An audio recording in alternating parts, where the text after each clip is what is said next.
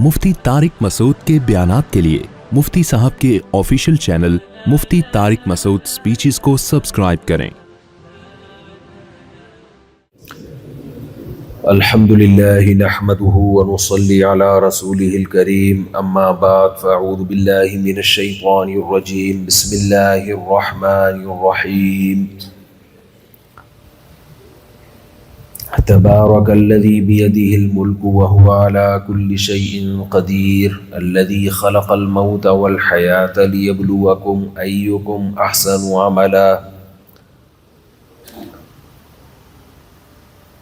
वक़ाल अल्लाहु तआला फ़ी मक़ामिन आख़र, अफ़हसिबतुम अन्नमा ख़लक़नाकुम अबसन व अन्नकुम इलैना ला तुरजऊन।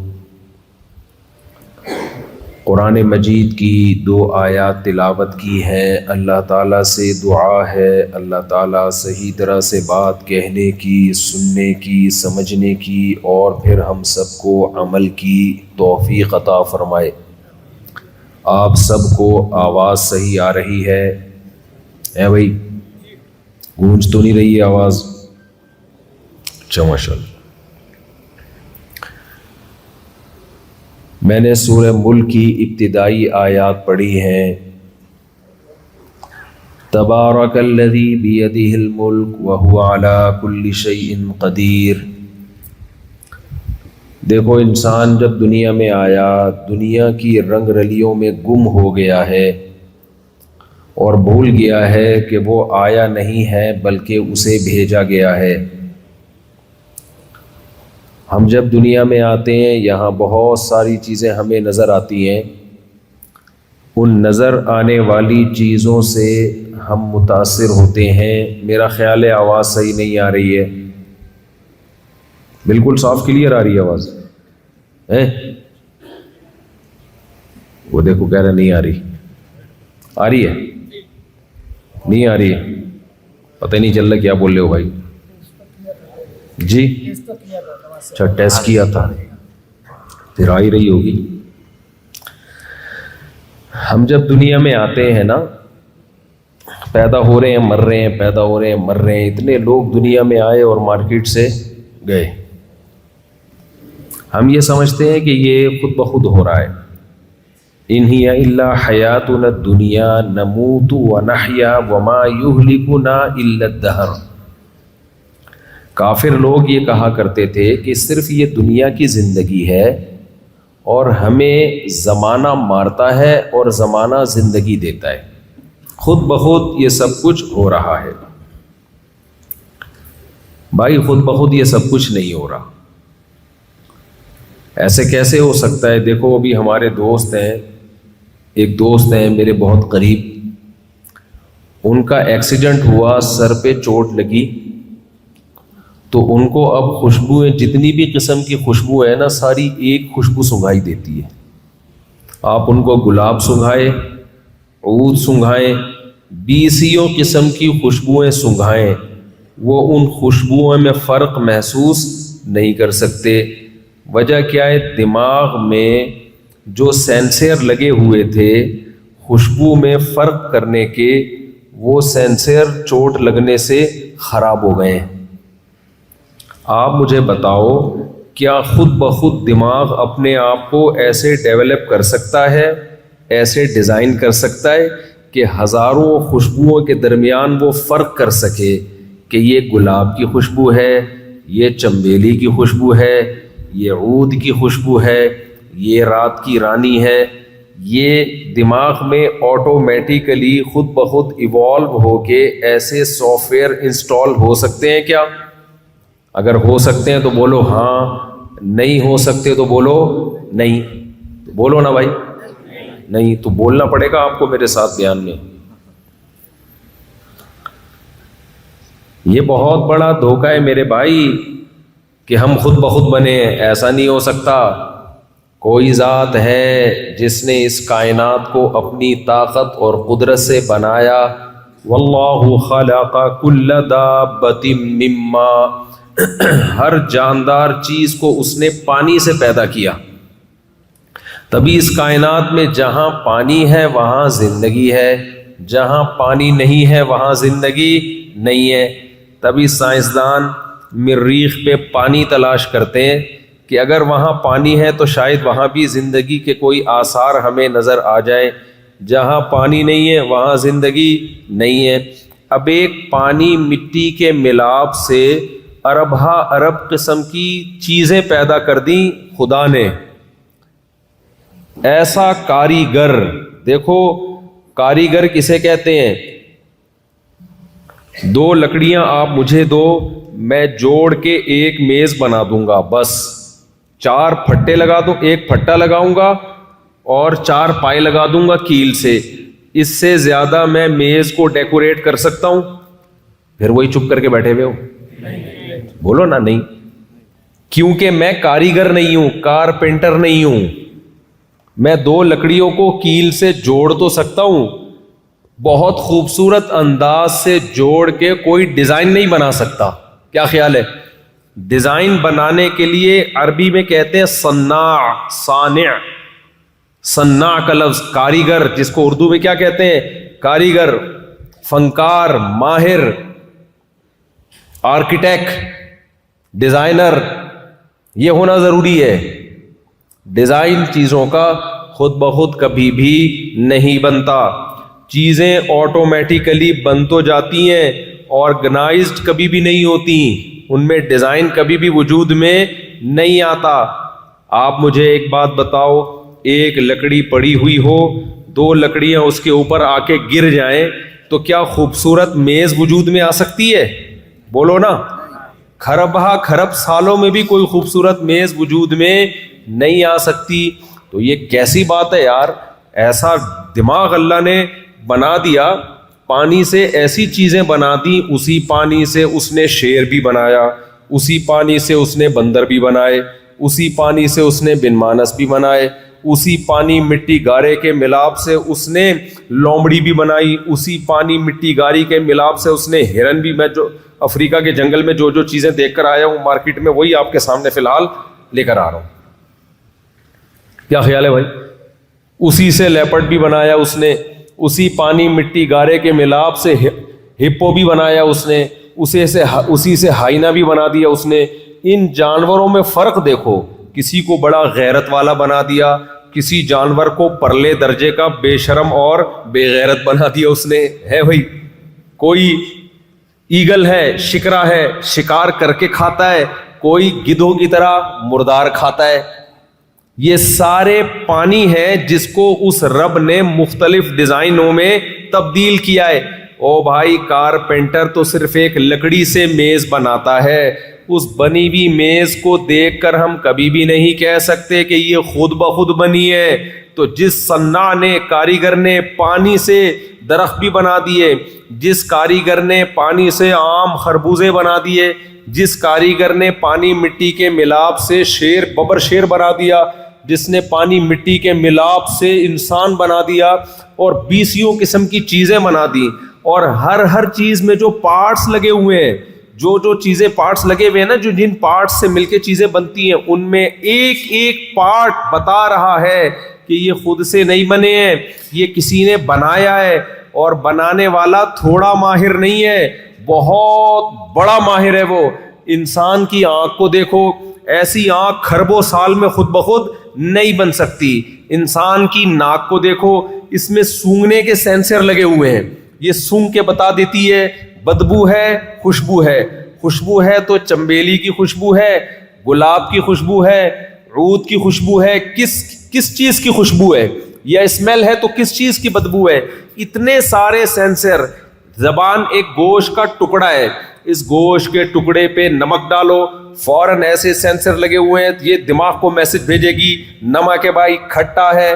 آج میرے سامنے کسی نے تھوڑا سا میٹھا لا کے رکھا، میں سمجھا میٹھا ہے، حالانکہ وہ اچار تھا. مجھے تو یہاں کے اچاروں کی شکل معلوم نہیں ہے. کھانے کے بعد میں نے یوں کر کے تھوڑا سا اٹھایا، زبان پہ رکھا، میری زبان گوشت کا ٹکڑا ہے، گوشت کا ٹکڑا، کچھ بھی نہیں ہے. اندر کاٹ کے دیکھو گے کوئی اس میں آپ کو سم کارڈ نظر نہیں آئے گا، کوئی پاور کیبل نظر نہیں آئے گی, کوئی زیادہ سائنسدانی نظر نہیں آئے گی. لیکن میرے بھائی اس زبان پہ جیسے ہی میں نے وہ حلوے کا اتنا سا پیس رکھا, میں حلوہ کھاتا نہیں ہوں, لیکن قدرت نے مجھے بتایا کہ آئندہ کبھی حلوے کے قریب مت پھٹکنا, نہیں کھانا. میں نے زبان پہ رکھا, ایک دم میری آنکھیں ایسے چپڑ گئی. دماغ نے بتایا یہ میٹھا نہیں ہے, یہ کیا ہے, کھٹا ہے. یہ زبان میرے دماغ کو میسج بھیج رہی ہے, دماغ مجھے سمجھا رہا ہے ہاتھ پیچھے کھینچ لے.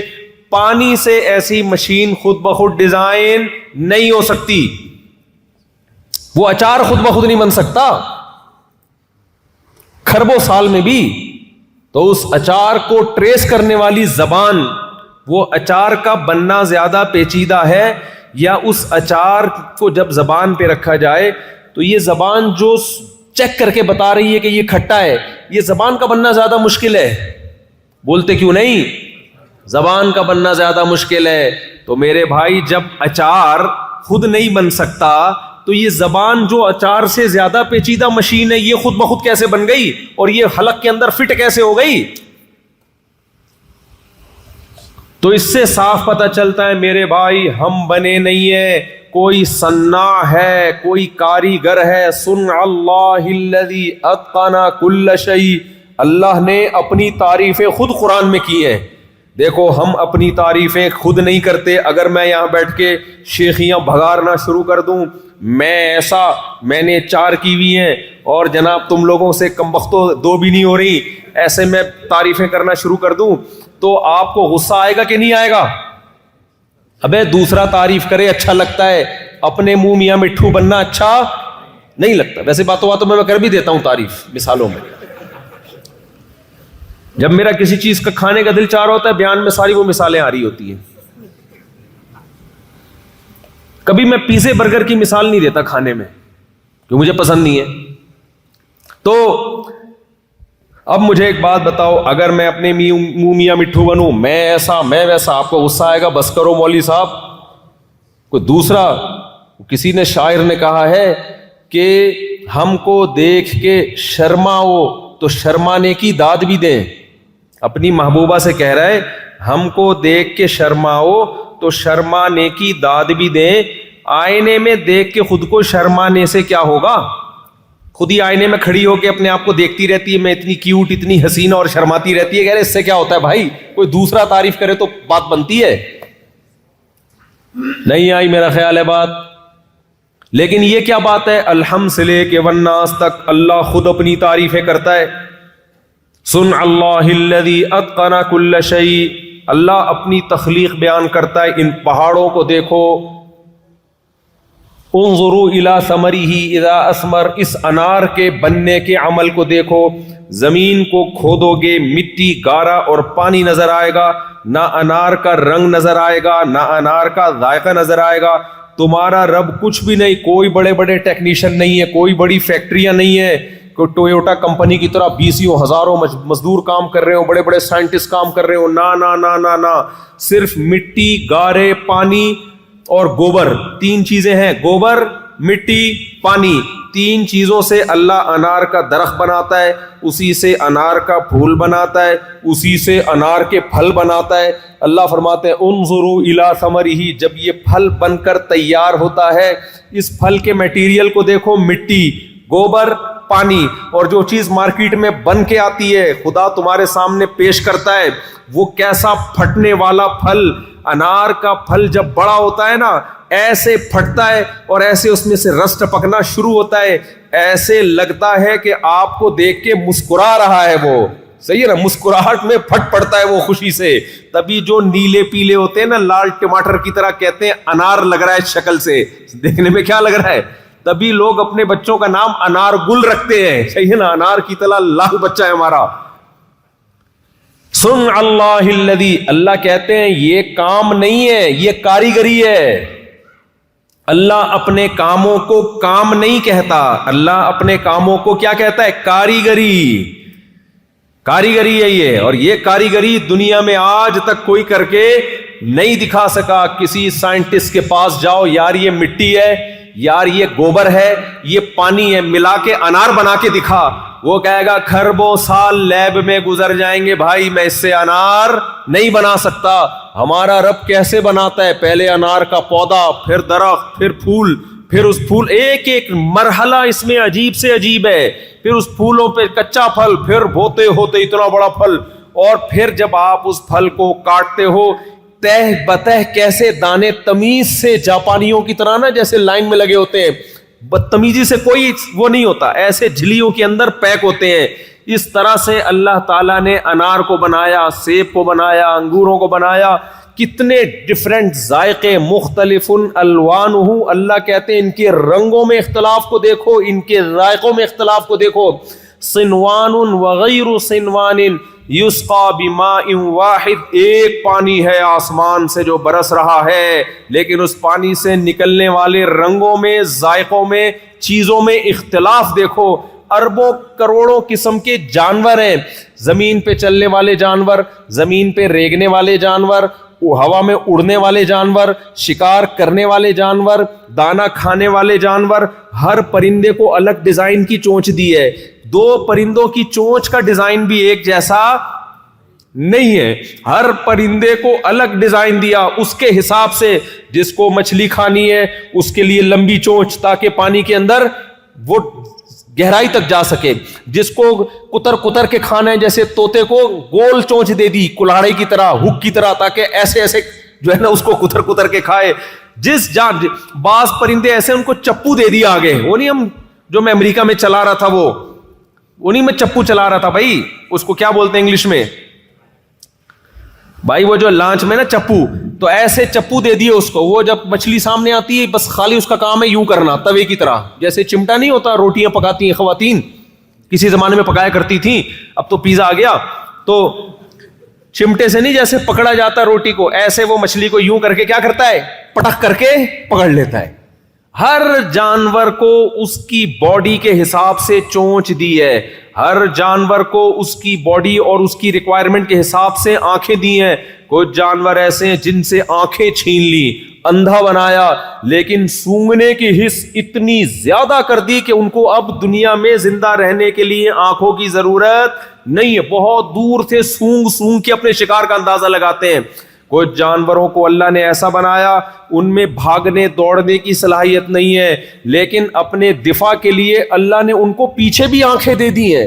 مچھلیوں کی کتنی قسمیں ایسی ہیں جو سمندر میں پتھروں میں رہتی ہیں، اب بڑی مچھلی جب آئے گی فوراً شکار کرے گی، لیکن اللہ نے ان کی پیچھے دو آنکھیں لگا دی، اس سے نئی جو بڑی مچھلی آتی ہے وہ سمجھتی ہے یہ ادھر منہ کر کے بیٹھی ہوئی ہے مجھے دیکھ رہی ہے، نہیں آ رہی میرا خیال ہے بات۔ اس کی مثال ایسے جیسے آپ اپنی کھوپڑی پہ پیچھے بھی ڈیزائن بنا لو، آپ ٹنڈ کراؤ اور پیچھے بھی دو آنکھیں اور ناک لگا لو، لوگ کیا سمجھیں گے یہ کمبخت کہاں دیکھ رہا ہے، پیچھے دیکھ رہا ہے، پھر ادھر جو مرضی کرتے رہو، کوئی آپ کی طرف نہیں آئے گا۔ ٹرائی کر کے دیکھو، جو گنجے ہیں وہ ٹرائی کریں پہلے۔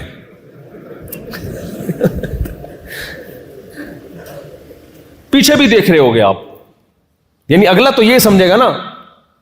اب انسان کو اللہ نے پیچھے آنکھیں کیوں نہیں دی ہیں؟ بھائی تو پلٹ سکتا ہے، وہ مچھلی پتھروں میں رہتی ہے، وہ ہر وقت پلٹ پلٹ کے دیکھ نہیں سکتی کہ کون شکار کے لیے آ رہا ہے۔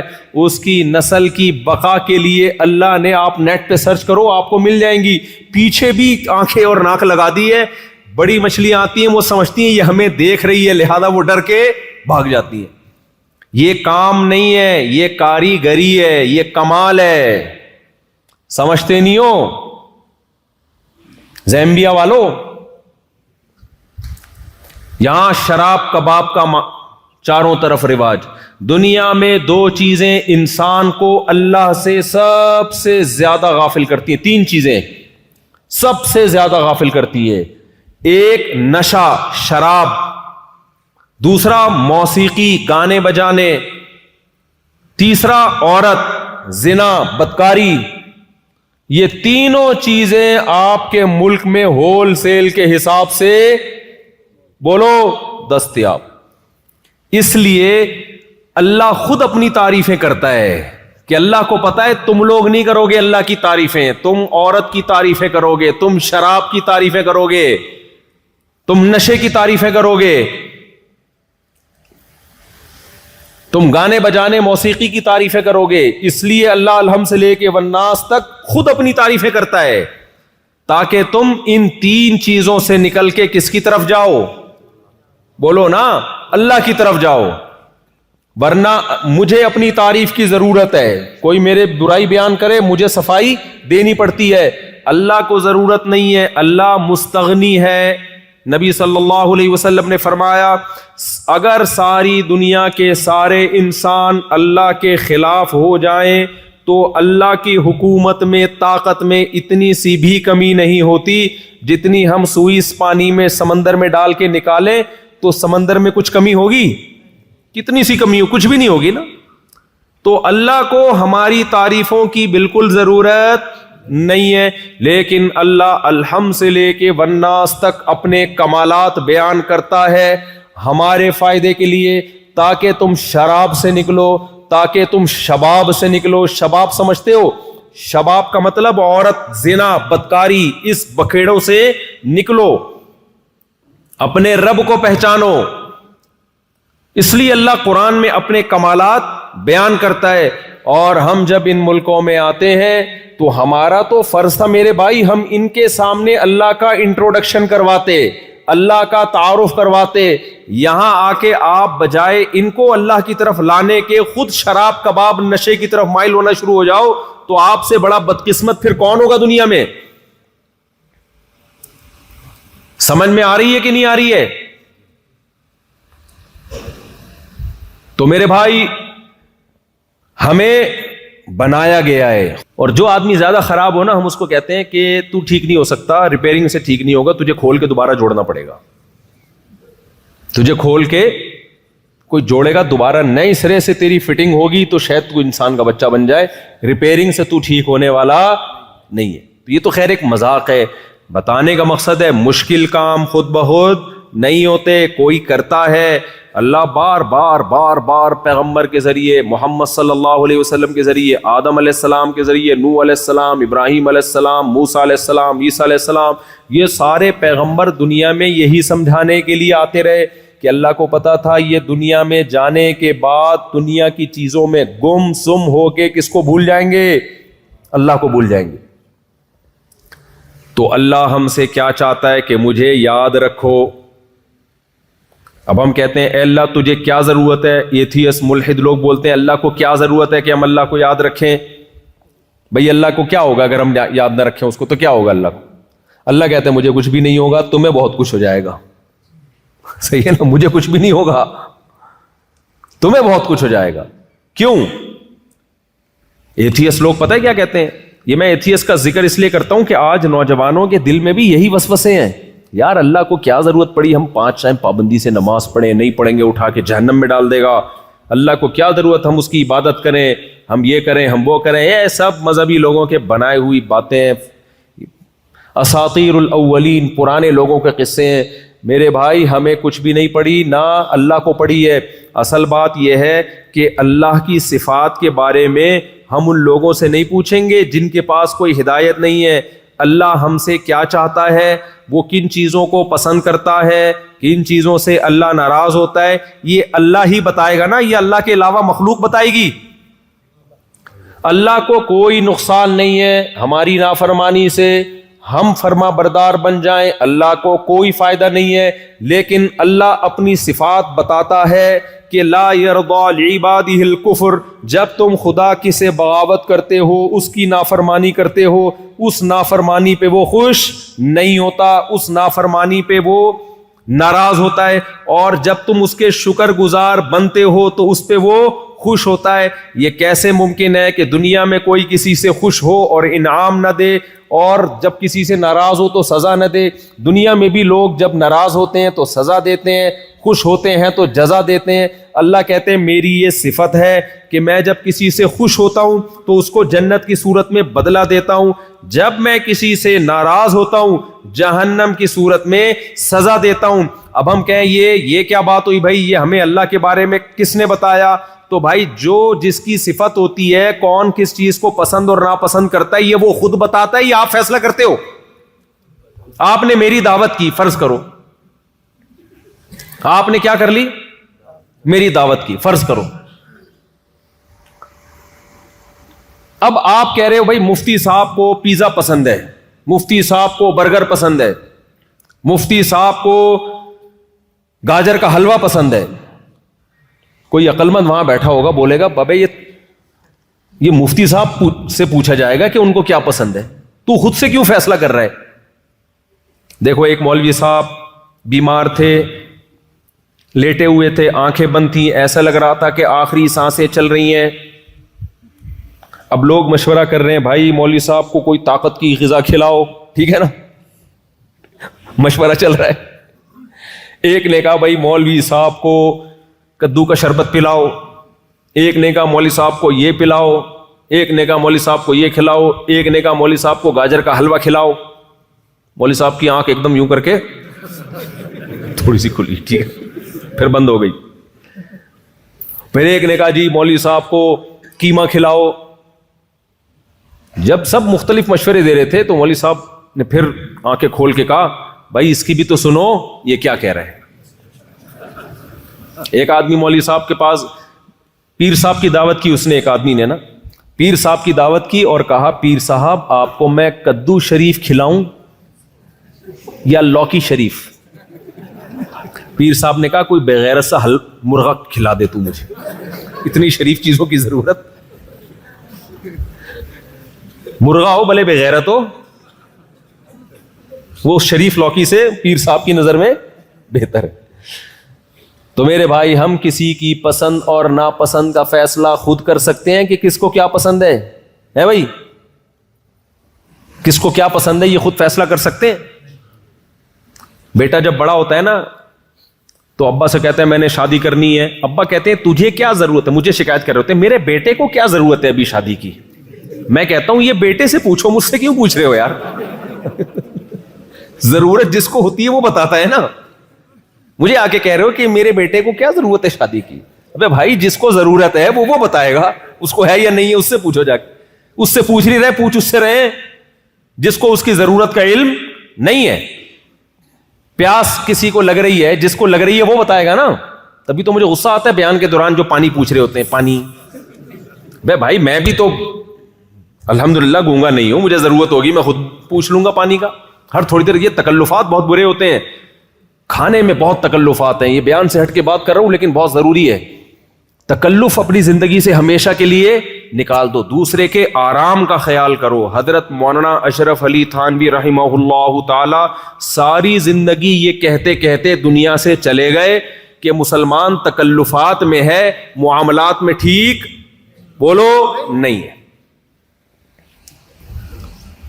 آرام کا خیال کرنا چاہیے, تکلف میں نہیں پڑ. تکلف کیا ہے, آرام کیا ہے؟ آپ نے مفتی صاحب سے پوچھ لیا مفتی صاحب آپ کا کھانا ہمارے ہاں ہے, قبول ہے؟ ہاں جی قبول ہے. اگر کر لیا قبول تو مفتی صاحب آپ کیا چیز شوق سے کھاتے ہیں بتا دیں. بھائی میں بھنڈی کھاتا ہوں, چلو جی بھنڈی پکا لیا آپ کے لیے. اور گوشت میں بھی میں بھائی گوشت کی, چلو میرا موڈ نہیں ہے گوشت کا, بس میں گوشت دعوتوں میں بہت کھا لیا بھائی, مسور کی دال چاول. ایسا نہ ہو ہر جگہ یہی چلتا رہے. ایک مثال دے رہا ہوں میں. اب آپ نے کھانا لا کے رکھ دیا, یہ مفتی صاحب دال چاول, یہ فلانا ڈم, بس کافی. یہ آپ نے آرام کا خیال کر لیا کہ مفتی صاحب کو وہ چیز نہیں کھلا رہے جو وہ کھانا نہیں چاہتے. میرے ساتھ ایسا بھی ہوا کہ بھی دعوت ہے, بھوک لگ رہی ہے, بھوک سے تل ملا رہے ہیں, پیزا لا کے رکھ دیا سامنے. ابے میرے تو نوالا غلق میں پیزے کا نہیں اترتا یار, کھائے چبائے نہیں آتا. اب ہم کھا رہے ہیں مروت میں, چلو یار اب کیا کہے آدمی. تو اندگلے نے محنت زیادہ کی ہے, سامنے والے کے آرام کا خیال نہیں کیا. ہم تو اب مروت میں کھا لیتے ہیں, اب کیا کریں. تو آرام کا خیال کرنا چاہیے, کسی کا بھی تکلف نہیں. تکلف کیا ہے؟ آپ نے بھائی بنا دیا, یہ بھنڈی ہے, یہ فلانا ہے, یہ ڈمکانا ہے, رکھ دی. اب آپ بار بار پوچھیں مفتی صاحب یہ بھنڈی کھائیں گے آپ, مفتی صاحب یہ نہاری کھائیں گے آپ, مفتی صاحب یہ رائتا بھی ہے. بھائی رکھا ہوا ہے نا, مندھے الحمدللہ اللہ کا شکر ہے, آنکھیں ہیں ہماری, نظر آ رہا ہے. اتنا تنگ کرتے ہیں بھائی. ایک دعوت میں کیا ہوا, اتنا پوچھ رہے ہیں یہ کھائیں گے, میں نے کہا چپ رہو گے تو کھاؤں گا نا میں. کیا خیال ہے بھائی, آپ چپ بیٹھو گے تو میں کھاؤں گا. پھر میں نے ایک بندے کو لگا دیا, میں نے کہا جو آئے گا نا پوچھے گا خود ہی جواب دے دینا, میرا میٹر اب آہستہ آہستہ کیا ہو رہا ہے, شارٹ ہو رہا ہے. یہ کھا لے وہ کھا لے, بھائی سب کچھ سامنے رکھا ہے, پیسے بھی نہیں لے رہے آپ ہم سے, فری میں کھلا رہے ہو, تو اب ہماری مرضی یار, جو کھا لیں گے. تکلف بری چیز ہے، دوسرے کی راحت کا خیال اچھی چیز ہے. حضرت مولانا شرف علی تھانوی نے فرمایا جب مہمان گھر میں آئے بیٹھتے ہی بلکہ بیٹھنے سے پہلے سب سے پہلے اس کو واش روم کا بتاؤ. بعض دفعہ مہمان میں شرم ہوتی ہے، بہت زور کا آیا ہوا ہوتا ہے، بتا نہیں رہا ہوتا. وہ کہتا ہے میزبان کیا کہے گا کہ یار آتے ہی کہاں گھس گئے بیت الخلا میں، اس کو شرم آ رہی ہوتی ہے. اب یہ سلمان بھائی ہیں، ان کو بہت زور کا پیشاب آیا ہوا تھا، کل کہنے لگے میں مفتی صاحب مجھے بہت زور کا پیشاب آیا ہوا ہے، میں پیشاب کروں. اب پوری ڈیٹیل بتا رہے ہیں نا، میں چاروں پیشاب کر لوں تاکہ تھوڑا سا فریش ہو جاؤں. میں نے کہا اتنی ڈیٹیل کرنے کی کیا ضرورت ہے بھائی، پیشاب آ رہا ہے جاؤ پیشاب کر کے آ جاؤ. انسان کو خود بخود ایک شرم سی آتی ہے بتاتے ہوئے کہ میں نے کہاں جانا ہے، واش روم. یہ انسان کی نیچر ہے، لہذا وہ پوری ڈیٹیل پورا نا حاشیہ چڑھا دیا انہوں نے کہ ایکچولی وہ اس لیے میں جا رہا ہوں کہ تھوڑا فریش ہونا چاہتا ہوں. بھائی تو جا یار، اس میں اتنی ڈیٹیل میں جانے، یہ نیچرل ہے. نہیں آ رہا تو ٹینشن کی بات ہے، پھر ڈاکٹر سے رابطہ کرنا ہے کہ آ ہی نہیں رہا، آ رہا ہے یہ تو بالکل ٹھیک ہے. تو آداب معاشرت، یہ حضرت حکیم الامہ کی کتاب پڑھیں. آج یہ آداب غیر مسلم قوموں میں آ گئے ہیں، انگریزوں میں نظر آ رہی ہیں یہ چیزیں، ہمیں جاپانیوں میں نظر آ رہی ہیں، مسلمانوں میں شارٹ ہوتی جا رہی ہیں. تو انہوں نے فرمایا کہ جب کوئی مہمان گھر میں آئے سب سے پہلے یہ واش روم ہے بھائی، اس کو خود ہی لے جاؤ کان پکڑ کے. خیر اتنا نہیں کرو، اس کو بس بتا دو کہ یہ. تو کہاں سے کہاں بات چلی گئی، میں کیا کہہ رہا تھا، بات کہاں سے کہاں نکل گئی. ہاں تو میں یہ عرض کر رہا تھا میرے بھائی، اللہ اپنا انٹروڈکشن، اپنا تعارف کیوں کرواتا ہے؟ اللہ کو پتا ہے یہ لوگ زیمبیا میں آ کے، غیر مسلم ملک میں آ کے جب چاروں طرف شباب بھی دیکھیں گے اور کباب بھی دیکھیں گے اور شباب بھی دیکھیں گے اور شراب بھی دیکھیں گے تو ان کو اللہ سمجھ میں نہیں آئے گا. پھر جب ان کو کوئی آ کے کہے گا فجر کی نماز جماعت سے پڑھو، کیا ٹینشن والا کام. ہاں میں یہ عرض کر رہا تھا، یہ بتا رہا تھا کہ اللہ ہماری نیکی سے خوش ہوتا ہے، اور تھوڑا خوش نہیں بہت خوش ہوتا ہے. اللہ گناہ کرنے سے ناراض ہوتا ہے، اور تھوڑا ناراض نہیں بہت ناراض ہوتا ہے. تو اللہ کی یہ صفت ہے، اللہ کی یہ چاہت ہے. اب یہ چاہت اللہ میں ہے یا نہیں ہے یہ میں نہیں بتا سکتا، یہ آپ نہیں بتا سکتے، یہ ایتھیس ملحد نہیں، یہ گورا نہیں بتا سکتا، یہ جیپنیز نہیں بتا سکتے.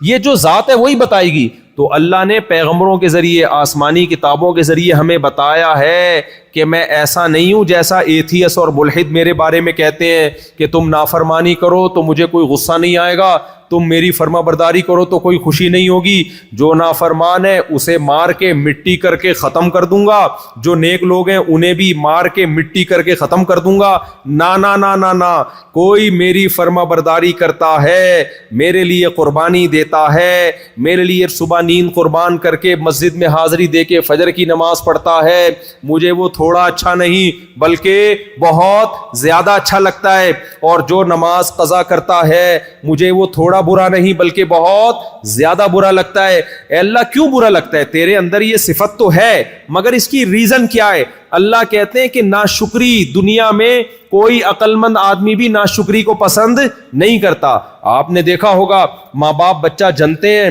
بچہ نافرمان نکلے جائیدادوں سے آگ کر دیتے ہیں، بد دعائیں دینے پہ آ جاتے ہیں. تو اللہ نے اپنی صفات پہ انسان کو پیدا کیا ہے تاکہ انسان کو اللہ کی صفات سمجھ میں آئے، اللہ سمجھ میں آئے کہ اللہ کیا چاہتا ہے. تخلقوا باخلاق اللہ، حدیث میں آتا ہے ان تکفروا، اگر تم نافرمانی کرو گے تو اللہ اس نافرمانی کو پسند نہیں کرتا. اس لیے میرے بھائی اس دنیا کے ان فلاسفروں کی باتوں میں مت آئیں کہ ہم مر جاتے ہیں تو مٹی ہو کے ختم. یہ کیسے ہو سکتا ہے بھائی؟ دیکھو جانوروں کی کوئی آزمائش نہیں ہے، جانور مر کے مٹی ہو کے ختم، کیونکہ جانور نہ شکر گزار ہو سکتے ہیں اور نہ ناشکرے ہوتے ہیں.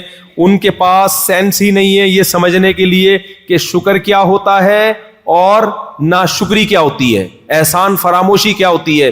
جانوروں کو اللہ نے یہ سینس بولو نہیں دی ہے. جیسے ہمارے دوست جن کا ایکسیڈنٹ ہو گیا نا بیچاروں کو، اب وہ سینس ہے ہی نہیں کہ چمیلی کی خوشبو کیا ہے اور گلاب کی خوشبو. یہ سافٹ ویئر اللہ نے کیا کر دیے، یہ ان انسٹال کر دیے, باقی سب سیٹ ہے, ایسا نہ ہو کہ آپ کچھ اور سمجھیں, باقی ہر چیز فٹ فاٹ.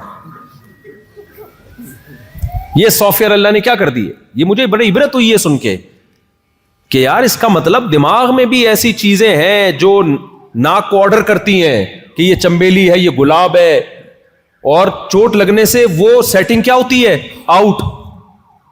ایک چوٹ سے سیٹنگ آؤٹ ہوئی, بننے میں کیا خود بخود بن سکتی ہے ایسی سیٹنگ؟ نہیں ہو سکتی بھائی.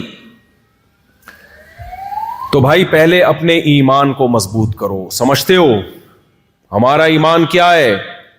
ایک اللہ نے ہمیں بنایا اور وہ اللہ ہمیں موت کے بعد دوبارہ زندگی دے کے ہم سے حساب و کتاب لے گا.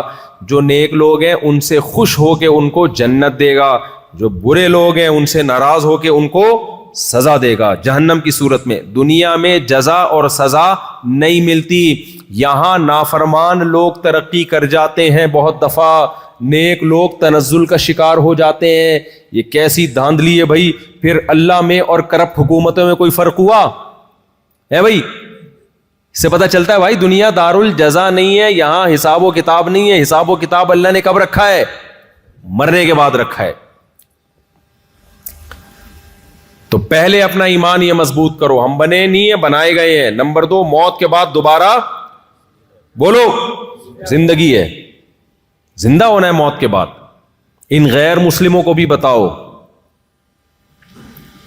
ان کو نکالو اس جھنجال سے جس میں یہ پڑے ہوئے ہیں. ان کو بتاؤ کہ جس خدا نے ہمیں پیدا کیا اس خدا کا حقیقی پیغام صرف اسلام کے پاس ہے, اسلام کے علاوہ کسی اور کے پاس بولو نہیں. پہلے خدا کے وجود کے دلائل دو, پھر ان کو سمجھاؤ یہ پیغام خدا ہم سے کیا چاہتا ہے. یہ کس کے پاس ہے یہ پیغام؟ صرف اسلام کے پاس, صرف محمد صلی اللہ علیہ وسلم کے پاس ہے, باقی کسی کے پاس نہیں ہے. ہے تو لاؤ بھائی مارکیٹ میں. اگر اسلام کے علاوہ کسی اور کے پاس ہے تو مارکیٹ میں بولو لاؤ. آپ جب مارکیٹ میں جاتے ہو, نیا موبائل آیا ہے, آپ دکاندار سے کہتے ہو موبائل دکھا بھائی. اس نے کہا یہ لے. کتنی قیمت ہے جی؟ اتنے لاکھ. کہتا میں وہاں سے لے رہا ہوں. کہہ رہے وہ مارکیٹ میں میرے علاوہ کسی اور کے پاس. بولتے کیوں نہیں؟ نہیں ہے. لینا ہے مجھے سے لینا ہے یہ موبائل. نہیں ہے تو مارکیٹ میں میرے علاوہ کسی اور کے پاس نہیں ہے. آپ بلا تحقیق مانو گے؟ آپ سرچ کرو. ادھر گئے وہاں چیک کیا نہیں ہے بھائی, ادھر گئے وہاں چیک کیا نہیں ہے بھائی. گھوم پھر کے کہاں ہوگے؟ اگر موبائل لینا ضروری نہیں ہوا تو گھر چلے جاؤ گے. بہت ضروری ہوا, آپ کے باس نے کہا کہ نیا ورژن جو بھی آیا ہے موبائل کا تجھے لازمی لے کر آنا ہے ورنہ تجھے کل جاب سے نکال دوں گا. پھر لے دے کے کہاں ہوگے؟ اسی شاپ کے پاس آؤ گے جس نے یہ دعویٰ کیا تھا کہ یہ موبائل میرے علاوہ مارکیٹ میں کسی اور کے پاس نہیں. اسلام کا یہ دعویٰ ہے ان الدین عند اللہ الاسلام, دین اللہ کی نظر میں صرف اور صرف اسلام ہے. حقیقی دین جو ہمیں بتاتا ہے کہ خدا ہم سے کیا چاہتا ہے. قرآن کا دعویٰ ہے کہ وہ صرف کون سا مذہب ہے؟ اسلام. مارکیٹ میں اللہ ہم سے کیا چاہتا ہے؟ مارکیٹ میں اسلام کے علاوہ کسی اور کے پاس یہ چاہتوں کا مسودہ ہے ہی نہیں. اب بھائی اسلام نے دعویٰ کر دیا, ہمیں چاہیے ہم ذرا مارکیٹ میں پھر کے دیکھیں کیا خیال ہے بھائی. تو ہم مارکیٹ میں, زیمبیا کی مارکیٹ میں آئے, ہمیں یہاں بہت سارے مذہب نظر آئے. ہم ان مذہب والوں کے پاس گئے. میں الگ الگ مذہبوں کا نام نہیں لیتا, کسی مذہب پہ طنز کرنا مقصد نہیں ہے. ہم نے جب ان مذہب والوں کی کتابیں اٹھا کے دیکھی, ان کے رہبروں کو دیکھا, تو ہم نے کہا وراثت کے حکام بتاؤ. انہوں نے کہا ہمارے پاس نہیں. ہم نے کہا نکاح طلاق کے حکام بتاؤ. انہوں نے کہا ہمارے پاس نہیں. ہم نے کہا خرید و فروخت کے حکام بتاؤ. انہوں نے کہا ہمارے پاس نہیں ہے. ہم نے کہا طہارت کے حکام بتاؤ. انہوں نے کہا ہمارے پاس. بولتا کیوں نہیں ہے میرے بھائی؟ نہیں ہے. ہم نے کہا بھائی رشتہ داری جوڑنے کی کیا فضیلت ہے؟ انہوں نے کہا ہمارے پاس. ہمارے تو رشتہ دار ہی نہیں ہے. کچھ لوگوں کے ابا ہوتے ہیں, کچھ کے ابا نہیں ہوتے. ہم نے کہا میرے بھائی غسل کا طریقہ بتاؤ. انہوں نے کہا غسل کب فرض ہوتا ہے یہ بتاؤ. انہوں نے کہا فرض نہیں ہوتا, جب دل چاہے نہا لو. نہیں دل چاہے تو نہیں نہاؤ, مرضی ہے آپ کی. ہم نے کہا بھائی اللہ خدا کی عبادت کا طریقہ بتاؤ ہمیں. طریقہ کیا ہے؟ کتنی عبادت کرنی ہے؟ اس کا پیکج کیا ہے؟ انہوں نے کہا ہمارے پاس یہ پیکج. کسی نے کہا ہفتے میں 1 دن جانا ہے, کیا کرنا ہے؟ کوئی پیکج نہیں ہے. کسی کے پاس مارکیٹ میں تعلیمات ہے ہی نہیں. جب آپ اسلام کے پاس آئے, آپ نے پوچھا بھائی خدا کو راضی کرنے, خدا کے حقوق کیا ہیں, مخلوق کے حقوق کیا ہیں, پورا پیکج. خدا کو راضی کرنے کے لیے دن میں 5 ٹائم نماز پڑھنی پڑے گی. کیسے پڑھنی پڑے گی؟ ایسے پڑھنی پڑے گی. کیا کرنا ہے؟ اس سے پہلے وضو کرنا ہے. کیسے کرنا ہے جی؟ ایسے کرنا ہے. کن چیزوں سے وضو ٹوٹتا ہے؟ اس طرح سے وضو ٹوٹتا ہے. غسل کا فرض ہوتا ہے, اس طرح سے فرض ہوتا ہے. طہارت کے حکام کیا ہیں؟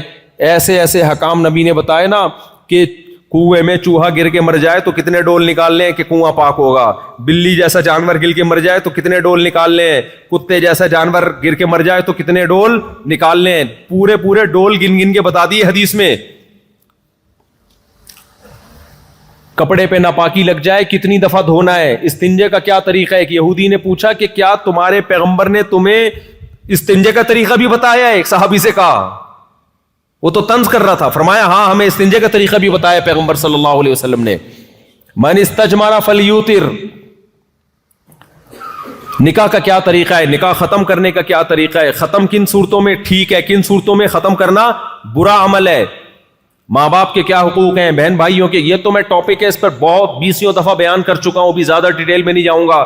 تو میرے بھائی, میرے اور آپ کے پاس خدا کو راضی کرنے کے لیے جو پیکج ہے, اسلام کے علاوہ کسی کے پاس وہ پیکج بولو ہے ہی نہیں. وہ ہمیں اخلاقیات بھی سکھاتا ہے, وہ ہمیں بتاتا ہے شراب حرام ہے, مردار مت کھاؤ, جانور ذبح کرو اللہ کا نام لے کے, کن جانوروں کو کھانا ہے, کن کے قریب نہیں جانا.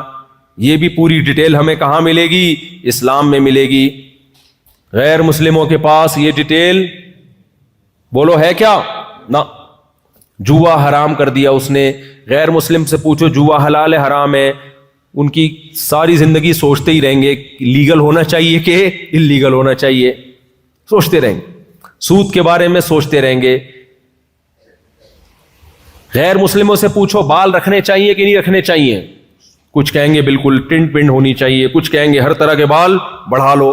اسلام سے پوچھو, اسلام کہتا ہے عورت کو سر کے بال بڑھانے چاہیے, اس کی فطرت کا حصہ ہے. مرد کے پاس آپشن ہے سر کے بال رکھے یا سر منڈائے, اور جب سر ٹنڈ کرائے تو لوگ شعر پڑھیں, حسن تیرا اس طرح سالم رہا, سر مڈانے پر بھی تو ظالم رہا. کچھ لوگوں پہ ٹنڈ جچتی ہے. داڑھی کے بارے میں مذہب نے حکم دیا, مرد کو داڑھی بڑھانی پڑے گی. مونچھوں کے بارے میں حکم دیا, بغلوں کے بال صاف کرنے, زیر ناف بال صاف کرنے. اتنی ڈیٹیل میں کوئی مذہب تمہیں گائیڈنس دیتا ہے؟ کوئی ہے کسی کے پاس؟ ماں باپ جوان ہو تو کیا سلوک ہے, بوڑھے ہو جائے تو کیا سلوک ہے. ماں باپ کا نان نفقہ کس کے ذمے ہے؟ خرچہ پانی کس گورنمنٹ کے ذمے یا اولاد کے ذمے؟ غیر مسلموں نے بوڑھے ماں باپ کا سارا خرچہ حکومت پہ ڈال دیا, اولڈ ہاؤس. اللہ کہتا ہے نہیں, یہ گورنمنٹ کی ذمہ داری نہیں ہے. باپ کو پالنا کس کی ذمہ داری ہے؟ بولتے کیوں نہیں؟ اولاد کی. ماں کو پالنا کس کی ذمہ داری ہے؟ اولاد کی. میاں بیوی کے کیا حقوق ہیں؟ غیر مسلم اس بارے میں کیا ہے؟ خاموش. اللہ نے کہا بھائی بیوی گھر میں رہے گی, کھلائے گا کون؟ شوہر. کمائے گا کون؟ شوہر. گھر کا سربراہ کون ہے؟ شوہر. غیر مسلموں کو پتہ ہی نہیں سربراہ کون ہے, کہتے ہیں دونوں برابر ہیں. ابے بھائی گھر بھی ایک چھوٹی سی اسٹیٹ اور ریاست ہوتی ہے. کوئی گھر امیر کے بغیر چل سکتا ہے؟ 4 آدمیوں پہ بھی ایک کو انگریز کمپنی میں باس بناتا ہے, گھر میں کسی کو بھی باس نہیں بنایا اس نے, تبھی طلاقیں ہو رہی ہیں. نہیں آئی میرا خیال ہے بات؟ گھر بھی ایک چھوٹی سی اسٹیٹ ہوتی ہے, ریاست ہوتی ہے. کسی کمپنی, کسی بھی آرگنائز ادارے کو دیکھا, 4-5 افراد بھی ہوں تو ایک کو امیر انگریز بھی بناتا ہے. گھر میں انگریز نے کسی کو امیر نہیں بنایا, سارے ہی باپ ہیں. بیوی بھی باپ ہے, شوہر بھی باپ ہے, بچے بھی کیا ہیں؟ باپ ہیں. باپ بچے کو ڈانٹ نہیں سکتا, مار نہیں سکتا, سب کیا ہیں؟ باپ. تو جب سب ایک گھر میں باپ ہوں گے تو گھر چلے گا؟ اسلام نے ہمیں گائیڈ کیا, بھائی یہ ایک گھر ہے, یہ بھی ایک چھوٹی سی ریاست ہے, اس میں بھی ایک امیر ہے. وہ امیر کون ہے؟ اتفاق سے شوہر ہے بھائی. وہ کون ہے بھائی؟ اس لیے عورت کو حکم دیا گھر میں اطاعت کس کی کرنی ہے؟ شوہر کی, تاکہ یہ گھر چلے. تبھی مسلمانوں کے گھر چل جاتے ہیں, غیر مسلموں کے گھر بنتے ہی نہیں ہیں. چلتے کہاں سے؟ اور بنتے ہیں تو بڑی مشکل سے چلتے ہیں. طلاقوں کا ریشو اتنی طلاقیں اللہ کی پناہ.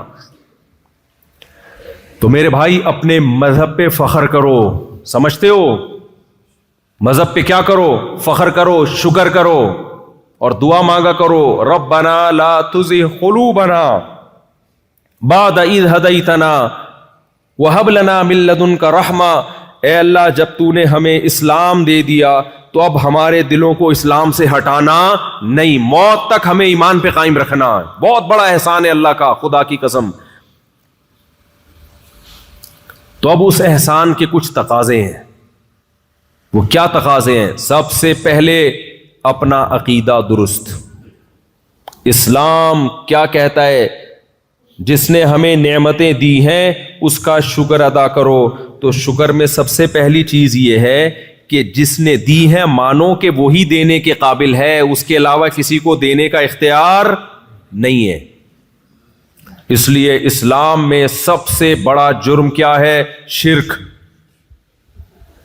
وَمَن يَدْعُ مَعَ اللَّهِ إِلَٰهًا آخر, جو اللہ کے سوا کسی کو پکارے گا تو اللہ کہتا ہے اس کا حساب کس کے ذمے ہے؟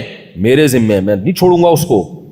اس لیے ہم نعرہ صرف یا اللہ مدد, یا رسول اللہ مدد کا نعرہ بولتے کیوں نہیں لگے گا. یا علی مدد بولو نا, نہیں. ایاک نعبد و ایاک نستعین, اے اللہ ہم تیری ہی عبادت کرتے ہیں اور صرف تجھ سے مدد طلب کرتے ہیں. اللہ نے جب ہمیں بنایا تھا پانی سے, اس بنانے میں کوئی پیغمبر کوئی فرشتہ اللہ کے ساتھ شریک نہیں تھا. اللہ کہتے ہیں جب میں خود مختار ہوں, میں نے بنایا, تو ضرورتوں میں پکارو گے بھی کسے؟ صرف مجھے. لوگ کہتے ہیں کہ اللہ نے اپنے پیغمبر کو بھی اختیارات دے رکھے ہیں. اللہ کے دینے سے پیغمبر کے پاس بھی اختیارات آ گئے. اللہ قرآن میں جگہ جگہ اس شرک کی نفی کرتا ہے. اللہ کہتا ہے میں نے کسی کو کوئی اختیار نہیں دیا, نہ پیغمبر کو نہ کسی ولی کو. معجزے جو پیغمبروں سے صادر ہوتے ہیں وہ پیغمبروں سے نہیں ہوتے, وہ اصل میں کس سے ہوتے ہیں؟ اللہ سے ہوتے ہیں. اللہ نے کسی پیغمبر کو اختیار نہیں دیا کہ جب چاہے چاند کے 2 ٹکڑے کر دے, نہ. جب اللہ نے چاہا پیغمبر پہ وحی نازل کی کہ اے نبی آپ چاند کی طرف اشارہ کریں, میں اپنی قدرت سے چاند کے 2 ٹکڑے کر دوں گا. نبی نے اشارہ کیا, اللہ نے ٹکڑے کر دیے. تو یہ اختیار کس کے پاس ہے؟ اللہ کے پاس. پھر جوڑنے والا بھی کون چاند کو دوبارہ؟ اللہ. موسیٰ علیہ الصلوۃ والسلام کو اللہ نے کہا کہ لاٹھی زمین پہ ڈالو, میں سانپ بنا دوں گا. حضرت موسیٰ کو اللہ نے یہ اختیار نہیں دیا کہ جب چاہو آپ لاٹھی کو سانپ بنا دو. اگر اللہ نے یہ اختیار دیا ہوتا تو موسیٰ علیہ السلام نے جب لاٹھی زمین پہ ڈالی تھی پہلی دفعہ اور وہ سانپ بنی تھی تو موسیٰ علیہ السلام خوف سے بھاگتے نہیں. قرآن کہتا ہے کہ موسیٰ علیہ السلام بھاگے, ولم یعقب, پیچھے مڑ کے بھی نہیں دیکھا, اتنا خوف زدہ ہو گئے اس سانپ سے. اللہ نے فرمایا یا موسیٰ اقبل, اے موسیٰ واپس پلٹ اور اس کو ہاتھ میں پکڑ لے. سنعیدھا سیرتھا الاولی, جس خدا نے اس لاٹھی کو سانپ بنایا ہے وہی رب اس سانپ کو دوبارہ لاٹھی بنا دے گا. پتا چلا کہ بھائی موسیٰ نہ لاٹھی کو سانپ بنا سکتے تھے, نہ سانپ کو ریورس کر کے دوبارہ لاٹھی بنا سکتے تھے. یہ سارے کام کون کر رہا تھا؟ اللہ کر رہا تھا. موسیٰ علیہ السلام جب دریا کے کنارے, پانی کے کنارے آ کے کھڑے ہوئے ہیں اور پریشان کہ پیچھے فرعون کا لشکر, آگے دریا, بنی اسرائیل نے پوچھا انا لمدرکون, اے موسیٰ مر گئے, آج تو ہم مر گئے. موسیٰ علیہ السلام نے یہ نہیں فرمایا کہ نہیں مرے, بلکہ میں لاٹھی ابھی ڈالوں گا, پانی پہ ماروں گا اور اپنی طاقت سے پانی کو 2 حصوں میں تقسیم کر دوں گا. نہ نہ نہ نہ. موسیٰ علیہ السلام نے فرمایا کلا, جس اللہ نے اتنی مدد کی ہے آج دوبارہ وہ مدد کرے گا. کرے گا کیسے یہ مجھے معلوم نہیں ہے, مدد ضرور آئے گی, یہ نہیں پتا کیسے آئے گی. ان معی ربی, میرے ساتھ رب ہے. اللہ فرماتے ہیں ہم نے موسیٰ کو کہا کہ لاٹھی پانی پہ مار, فانفلق فکان کل فرق کالطود العظیم, اللہ نے اپنی قدرت سے اس پانی کو 2 ٹکڑوں میں تقسیم کر دیا. تو یہ سارے کام کون کر رہا ہے میرے بھائی؟ اللہ. تو پیغمبروں کے پاس کوئی اختیارات نہیں ہے, فرشتوں کے پاس اختیارات نہیں ہے. آپ کو لوگ شرک پہ ابھاریں گے, بولیں گے لو بھیا مفتی صاحب اوٹ پٹانگ باتیں کر کے جا رہے ہیں, بارش برسانے کے فرشتے الگ ہیں, موت کا فرشتہ الگ ہے بھائی. تو جب موت دینے کا اختیار فرشتے کے پاس ہے, بارش برسانے کا اختیار فرشتے کے پاس ہے, تو کیا پیغمبروں کے پاس اولاد دینے کا اختیار نہیں ہو سکتا, بگڑی بنانے کا اختیار نہیں ہو سکتا؟ ना, मौत का इख्तियार फरिश्ते के पास नहीं है। मौत रूह निकालने का काम फरिश्ते से लिया जाता है, इख्तियारात फरिश्ते को नहीं दिए जाते। इसकी मिसाल ऐसे है, मेरे हाथ में कलम है, आप मुझे कहते हैं मुफ्ती साहब इस पे साइन कर दें, मैं कलम से साइन करता हूं। आप कहते हैं ले भाई मुफ्ती साहब ने कलम से साइन का काम लिया है, लिहाजा कलम के पास ये इख्तियारात हैं कि वो साइन कर सकता है। आपने क्या किया, वो पेन मुझसे ले लिया और कहा आइंदा कभी साइन करवाना हुआ तो चूंकि आप कलम से साइन करवाते हैं, लिहाजा मैं डायरेक्ट कलम से कह दिया करूंगा कि वो साइन कर दे। मैं क्या कहूंगा मेरे भाई, कलम के पास ना मेरा नाम लिखने का इख्तियार, ना कलम के पास एक तहरीर लिखने का इख्तियार। कलम का काम है जैसा जैसा मैं उसको जहां जहां घुमाऊंगा उसी हिसाब से वो घूमेगा। तो अल्लाह मियां ने भी मौत के फरिश्ते को गिच्ची से पकड़ा हुआ है और बोला हुआ है कि जैसे जैसे मैं तुझसे काम लूंगा उस तरीके से तू रूह कब्ज करेगा। यही वजह है कि हम मौत और हयात की दुआ कभी फरिश्ते से नहीं मांगते। कभी हम ये नहीं कहते ए इसराफील, ए मौत के फरिश्ते काइंडली थोड़ी सी मुझे 1 साल के लिए मोहलत दे दे। हमें पता है ये फरिश्ते के पास इख्तियारात नहीं है। हम दुआएं किससे मांगते हैं भाई? अल्लाह से। ए अल्लाह अभी इसने दूसरी शादी करनी है, अभी 4 करनी है, ए अल्लाह इसको थोड़ी जिंदगी मजीद दे दे, करने के बाद ये इसने वैसे ही मर जाना है थोड़े दिनों में, अभी क्या कर दे इसको इख्तियारात दे दे, अभी थोड़ी सी मोहलत दे दे। तो भाई अल्लाह फरिश्तों से काम लेता है, इसका मतलब ये नहीं है कि फरिश्तों के पास इख्तियारात आ गए हैं। अल्लाह ने खज़िर अलैहिस्सलाम से भी कुछ काम लिए हैं, इख्तियारात खज़िर अलैहिस्सलाम को भी नहीं दिए। तो ना इख्तियारात पैगंबरों के पास, ना फरिश्तों के पास, ये सारे इख्तियारात किसके पास हैं? अल्लाह के पास। एक और तरीके से लोग धोखा देते हैं, बोलते हैं लो भाई ये वहाबड़े, वहाबियों की सुपरलेटिव डिग्री है वहाबड़े। कहते हैं ये वहाबड़े अजीब बात करते हैं कि अल्लाह से मांगो, जब इनको मदद की जरूरत पड़ती है पुलिस से मदद मांगते हैं कि नहीं मांगते हैं? भाई ये पुलिस से मदद मांगते हैं, तो वाह पुलिस से मदद मांगना जायज और नबी से मदद मांगना जायज नहीं है। माज़ अल्लाह, इन्होंने तो नबी का मकाम पुलिस से भी घटा दिया। वो भाईजान आप बहस को खल्तमल कर रहे हो। मदद 2 तरह की होती है, एक असबाब के तहत और एक असबाब से हटके। जब पुलिस से हम मदद मांगते हैं तो वो साइंटिफिक लॉजिक होती है। फोन करोगे आप, वो गाड़ी में बैठ के चलते हुए आएंगे, साइंसी असबाब इख्तियार करेंगे। असबाब के अंदर जो मदद मांगी जाती है वो शिर्क नहीं है, वो तो हम सुबह शाम एक दूसरे से मदद मांग रहे होते हैं। वो मदद मांगना शिर्क है जो असबाब से हटकर, अल्लाह कोई सबब ना भी हो तो भी काम कर सकता है। इब्राहिम अलैहिस्सलाम को आग में डाला गया, जिंदा रहने की कोई साइंटिफिक लॉजिक है? कोई साइंसदान मानेगा ना, लेकिन अल्लाह ने बचा के दिखा दिया। ईसा इब्ने मरियम को बगैर बाप के पैदा किया, कोई साइंसदान मानेगा? बोलते क्यों नहीं? नहीं मानेगा। एक एथियस्ट ने कहा जब से ये वीडियो कैमरे इजाद हुए करामतें बंद हो गई हैं, तो किसी ने जवाब में दिया कि बंदर का इंसान बनना भी बंद हो गया जब से। कहते हैं ना ये साइंसदान के बंदर से बने हैं।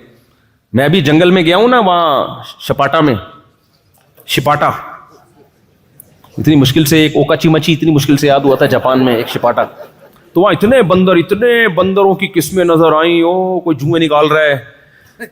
मैंने कहा कोई ऐसा बंदर देखो यार जो थोड़ा थोड़ा इंसान बनना शुरू हो गया हो थोड़ा थोड़ा सा लुक आ रहा हो उसमें। बेशक करोड़ों साल में हुआ हो भाई, करोड़ों साल में कुछ बंदर तो ऐसे होते जो आधे बंदर होते, आधे वसीम लग रहे होते, गफार लग रहे होते। एक ऐसी नस्ल होनी चाहिए थी ना। ये क्या बात है कि डायरेक्ट बंदर ने छलांग मान के इंसान बना और बीच की सारी नस्लें अचानक मार्केट से शॉर्ट हो गई।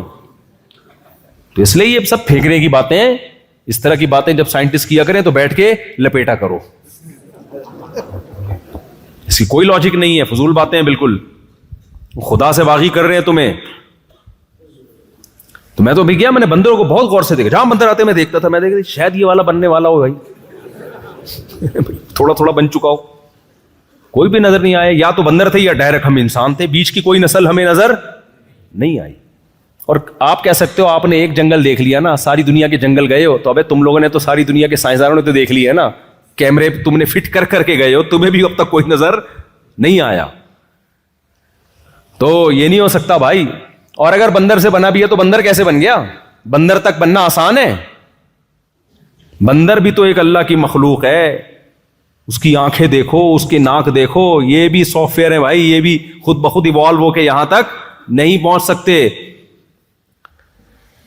تو میں کیا بات کر رہا تھا, ایک تو میں باتیں بھولنے بہت لگا ہوں. یہ میں حافظہ کمزور نہیں ہے میرا, کہیں آپ سمجھیں کہ حافظہ کمزور ہے. میرا توجہ ایک دم ایک ٹاپک کی طرف ہوتی ہے تو پورا اسی میں گھسیڑ دیتا ہوں میں اپنے آپ کو. تو میں یہ عرض کر رہا تھا, ہاں عقیدے کی بات کر رہا تھا, توحید کے اسباب سے ہٹ کے کام کون کر سکتا ہے؟ اللہ. تبھی ہم دعا کرتے ہیں اللہ سے. دعا کہتے ہیں اسباب سے ہٹ کے کسی کو پکارنا. پولیس سے ہم دعا نہیں مانگتے.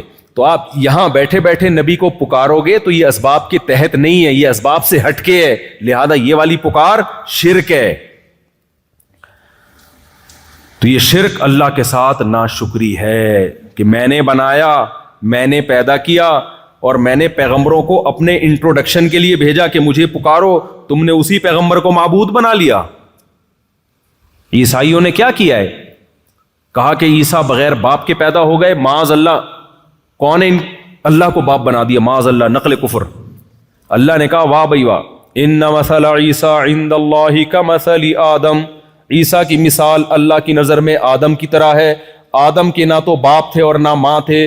تو اے عیسائیوں تمہیں کیا ہو گیا کہ آدم کو اللہ کا بیٹا نہیں کہتے, جو باپ اور ماں دونوں کے بغیر پیدا ہوئے, اور جو ماں کے ذریعے پیدا ہوا اس کو اللہ کا بیٹا کہہ رہے ہو. تو تمہیں کیا ہو گیا بھائی, کیسی عقل ہے؟ کیوں نہیں کہہ دیتے اللہ نے اپنی قدرت سے بغیر باپ کے پیدا کر دیا؟ کیا ہوتا ہے بھائی, اللہ سب کچھ کر سکتا ہے. تو یہ ہمارا عقیدہ ہے بھائی. سارے اختیارات کس کے پاس ہیں؟ ہو سکتا ہے کچھ لوگ پھر یہاں ورغلائیں. لو بھائی, جبریل آئے تھے, انہوں نے کہا تھا لِأَهَبَ لَكِ غُلَامًا زَكِيًّا, اے مریم میں تجھے ایک بیٹا ہبہ کرنا چاہتا ہوں. تو اسباب کے بغیر بیٹا ہو رہا تھا نا, بغیر باپ کے بیٹا ہو رہا ہے, اسباب کے تحت ہے, وداؤٹ اسباب ہے, کوئی لاجک بنتی ہے. تو جبریل کیا کہہ رہے ہیں؟ میں دے رہا ہوں. اس کا مطلب جبریل بھی بغیر سبب کے بگڑی بنا سکتے ہیں, کام کر سکتے ہیں. نا نا نا نا, یہ نسبت مجازی ہے.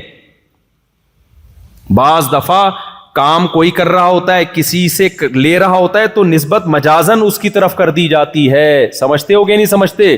جیسے قرآن میں آتا ہے کہ حلال و حرام کرنا صرف اللہ کا اختیار ہے, نبی کو بھی اختیار نہیں. لِمَ تُحَرِّمُ مَا أَحَلَّ اللَّهُ لَكَ, اے نبی جس چیز کو اللہ نے حلال کر دیا آپ اس کو حرام نہیں کر سکتے. دوسری جگہ قرآن کہہ رہا ہے یحل لہم الطیبات ویحرم علیہم الخبائث, نبی ناجائز چیزوں کو حرام کر کے جائیں گے. ہیں بھائی, ایک طرف قرآن کہہ رہے اے نبی آپ حرام حلال کا رائٹ آپ کے پاس نہیں ہے, ایک طرف اللہ کہہ رہے آپ بری چیزوں کو حرام کون کرے گا؟ آپ کریں گے. بھائی حرام اللہ ہی کرے گا, لیکن چونکہ نبی کی زبان کے ذریعے کرے گا اس لیے مجازن نسبت کس کی طرف کر دی؟ بولو, نبی کی طرف کر دی. یہ نسبت مجازی کہلاتی ہے. حقیقت میں کون کر رہا ہے؟ اس کی میں اکثر مثال دیتا ہوں.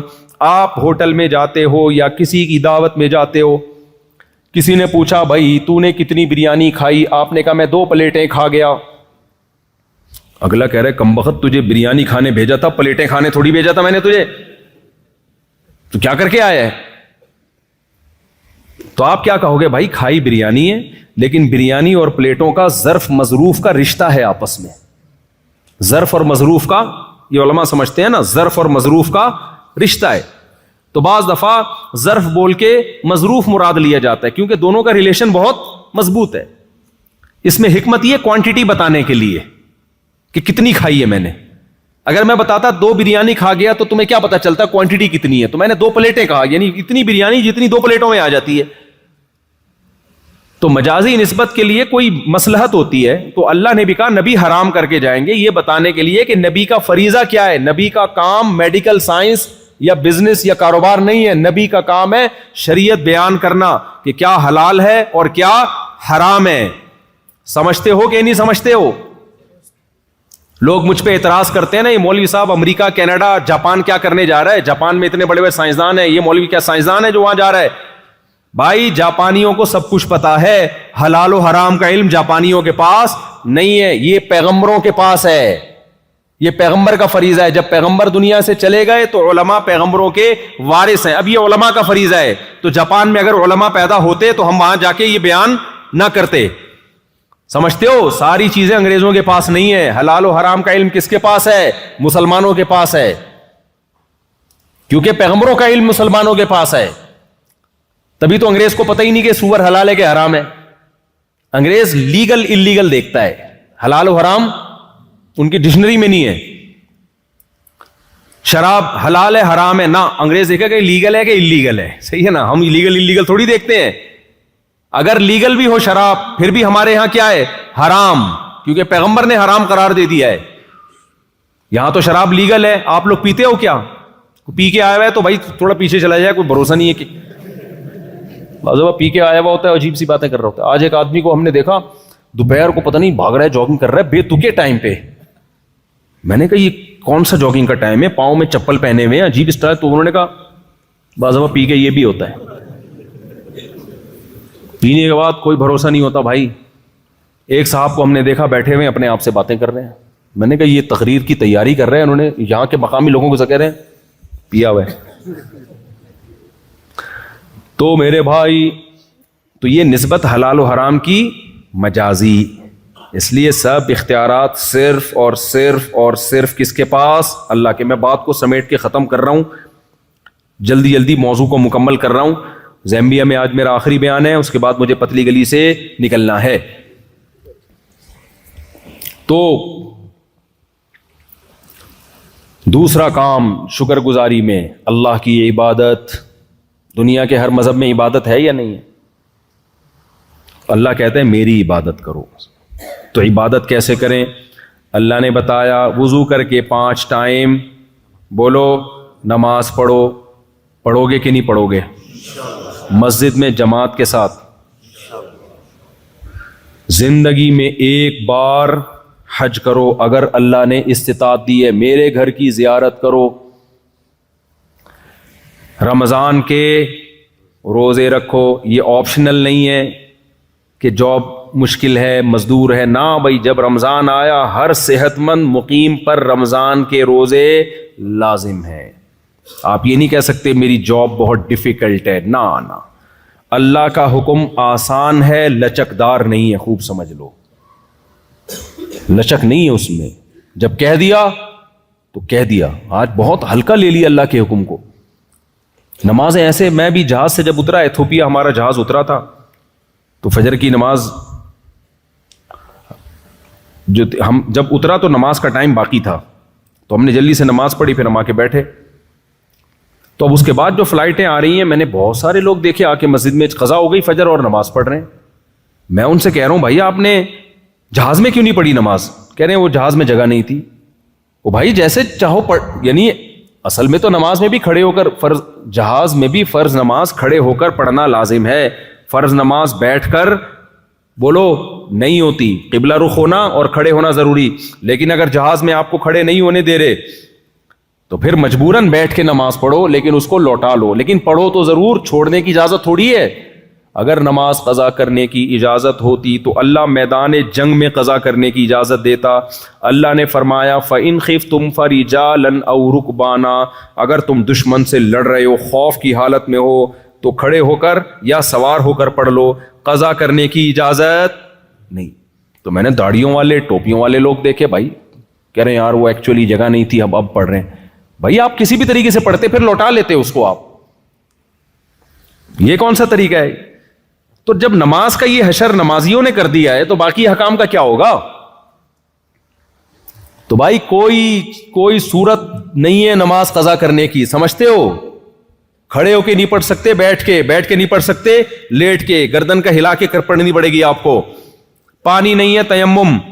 یہ ساری رخصتیں اللہ نے اس لیے تو دی ہے کہ وقت سے مت ٹالو. اگر نماز کو اپنے ٹائم سے ٹالنے کی اجازت ہوتی, اللہ کہتا کوئی بات نہیں, کھڑے ہو کے نہیں پڑھ سکتے, بیٹھ کے نہیں, بلکہ گھر جا کے آرام سے تسلی سے چھٹیوں میں پڑھ لینا جب فرصت ملے گی تمہیں. ابھی چھٹیاں آنے والی ہیں, تمہارے امتحان ہوں گے تو چھٹیاں آئیں گی, اسی وقت ساری لوٹا دینا اکٹھی بیٹھ کے. تو مذاق تھوڑی ہے نماز. تو عزم کرتے ہو کہ نہیں کرتے؟ ایسی کی تیسی کچھ بھی ہو جائے. آج کل تو ایسی بہترین ایپلیکیشن آ گئی ہیں جہازوں کے سفر میں. آپ ایپلیکیشن ڈاؤن لوڈ کرو, اس میں اپنے فلائٹ کا ٹائم اور جہاں ارائیول اور ڈپارچر کا ٹائم لکھو, وہ پورا ٹائم نماز کا کہ جہاز کس وقت کہاں ہوگا, کتنے بج کے کتنے منٹ پہ کون سی نماز کا ٹائم داخل ہو رہا ہوگا, قبلہ کدھر ہوگا. اللہ نے اتنی آسانی کر دی ہے, سمجھتے ہو. اور مستورات کو بھی نماز پڑھوایا کرو. بہت سے نمازی ہم نے دیکھے اپنی بیگم کے ساتھ سفر کر رہے ہیں, ابے اب کون جائے گا وضو کرے گا, ابے چھوڑ بعد میں بیگم کا. بھائی جان ابھی آزمائش ہے, ابھی آزمائش ہے کہ نماز پڑھتا ہے کہ نہیں پڑھتا. خود بھی پڑھنا ہے, اپنے گھر والوں کو بھی. ٹرین کا سفر ہو, بس کا سفر ہو, نماز نہیں معاف ہے. ان الصلاۃ کانت علی المؤمنین کتابا موقوتا. اللہ کہہ رہے نماز مومنین پر مقررہ اوقات میں فرض ہے, اس کو دائیں بائیں کرنے کی اجازت نہیں ہے. تو پڑھو گے کہ نہیں پڑھو گے؟ تیسرا کام, یہ رمضان کے روزے ہو گئے, حج ہو گیا زندگی میں ایک بار. اس کے بعد اللہ نے کچھ چیزیں ہم پہ ویسے ہی حرام کی ہیں جو اخلاقیات میں آتی ہیں, ان کا عبادت سے تعلق نہیں بلکہ اخلاقیات سے. اس میں اللہ نے فرمایا لا تقربوا الزنا, زنا کرنا تو دور کی بات, زنا کے قریب بھی مت پھٹکو. زنا کا آلٹرنیٹ اللہ نے ہمیں کیا دیا؟ بولو, نکاح دیا. غیر مسلم نکاح نہیں کرتے, زنا کرتے ہیں, اور اگر شادی کرتے بھی ہیں بہت دیر سے کرتے ہیں. ان میں کوئی اگر بالغ ہوتے ہی شادی کر لے اس کو بے وقوف سمجھا جاتا ہے. آپ عمل کر کے دکھاؤ, بولو بے وقوف تم ہو, ہم نہیں ہیں. ایک غیر انگریز سے میری بات چیت ہو رہی تھی, تو میں نے کہا ہماری سوسائٹی میں اتنی عمر میں لوگ نکاح کرتے ہیں. اس نے کہا آپ کا کلچر ہے. اب میں نے زیادہ بحث نہیں کی, بھائی کلچر نہیں ہے, ہمارا مذہب ہے. کلچر تو کہتا ہے آزادی دلاتا ہے آپ کو, تو آپ اپنے عمل سے بتاؤ بھائی جلدی نکاح کیا کرو. کوئی پوچھے کیوں, بولا ہمارے مذہب کا حکم ہے. بھائی اللہ کا حکم ہے, جب اللہ کا حکم آ جائے تو پھر آپشنل رہتا ہے وہ ہے بھائی, پھر کوئی عقل چلتی ہے, پھر ایکچولی بات ہوتی ہے کچھ. کوئی بھی آپ کا باس ہو, آپ کو آرڈر دے یار یہ چیک ہے جا کے کیش کرا کے لو, آپ بولے ایکچولی سر ایکچولی میرے پیٹ میں درد, ایکچولی وہ بولے گا بھائی تو نے جاب کرنی ہے نہیں کرنی, نکل یہاں سے. تو اللہ کو اتنا ہلکا لے لیا بھائی.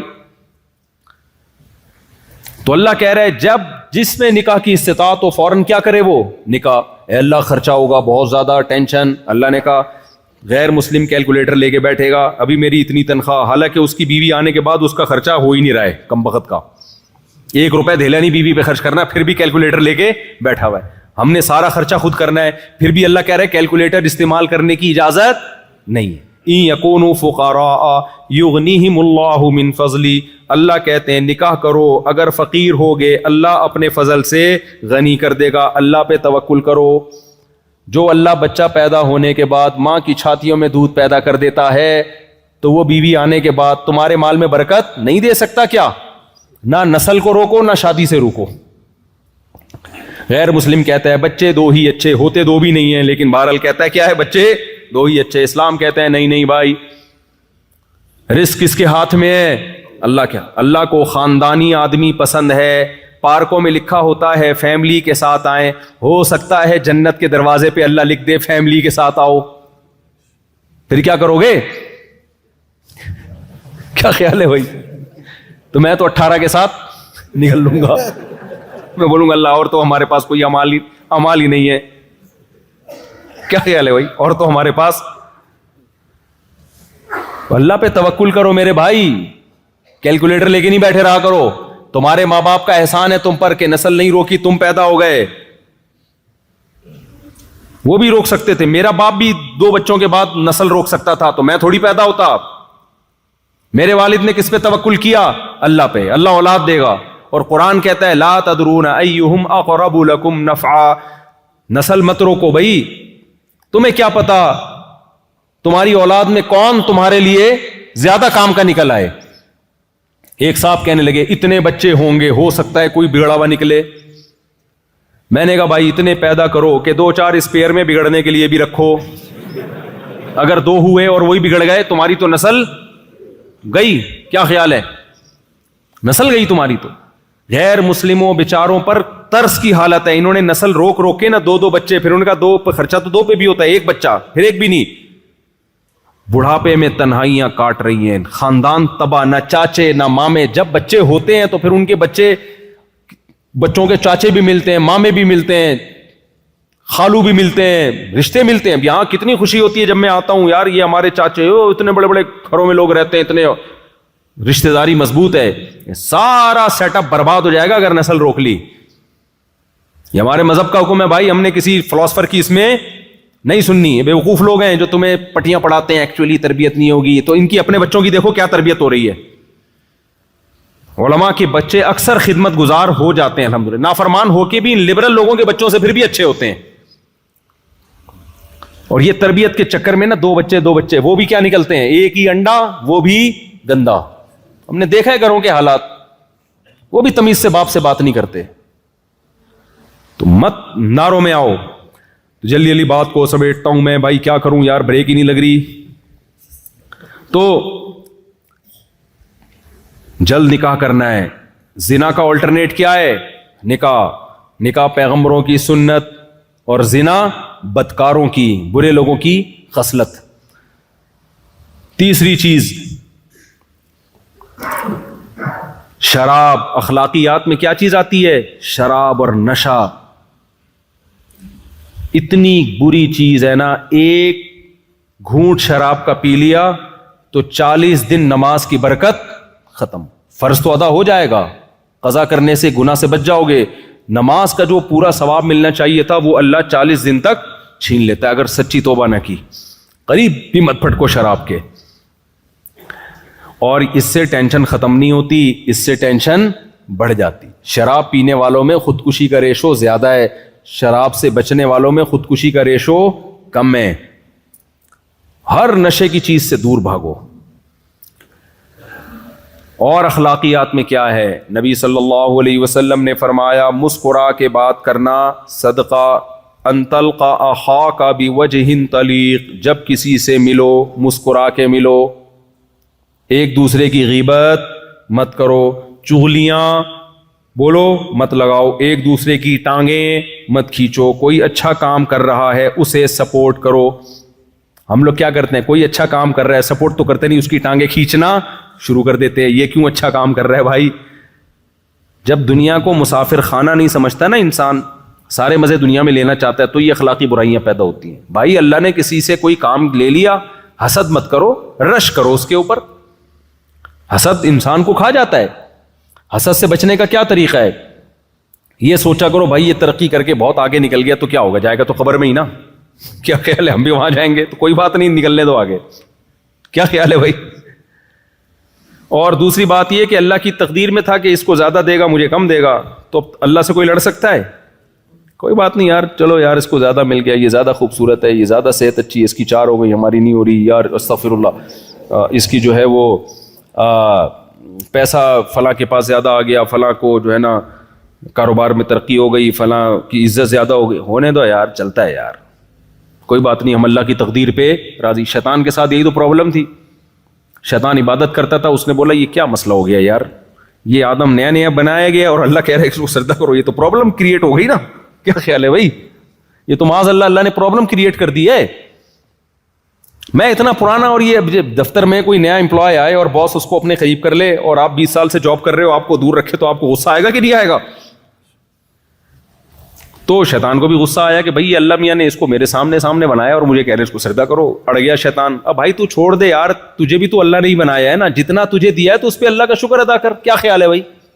اپنے سے کمتر کو دیکھ. اللہ تجھے گدھا بھی بنا سکتے تھے, اللہ تجھے خنزیر بنا سکتے تھے.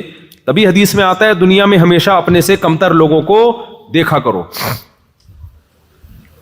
کمتر کو دیکھو گے تو شکر کی توفیق ملے گی, اپنے سے اونچوں کو دیکھو گے تو سوائے احساس کمتری کے کچھ بھی حاصل نہیں ہوگا. دوسروں کی بیویاں دیکھ دیکھ کے لوگ احساس کمتری میں جا رہے ہیں.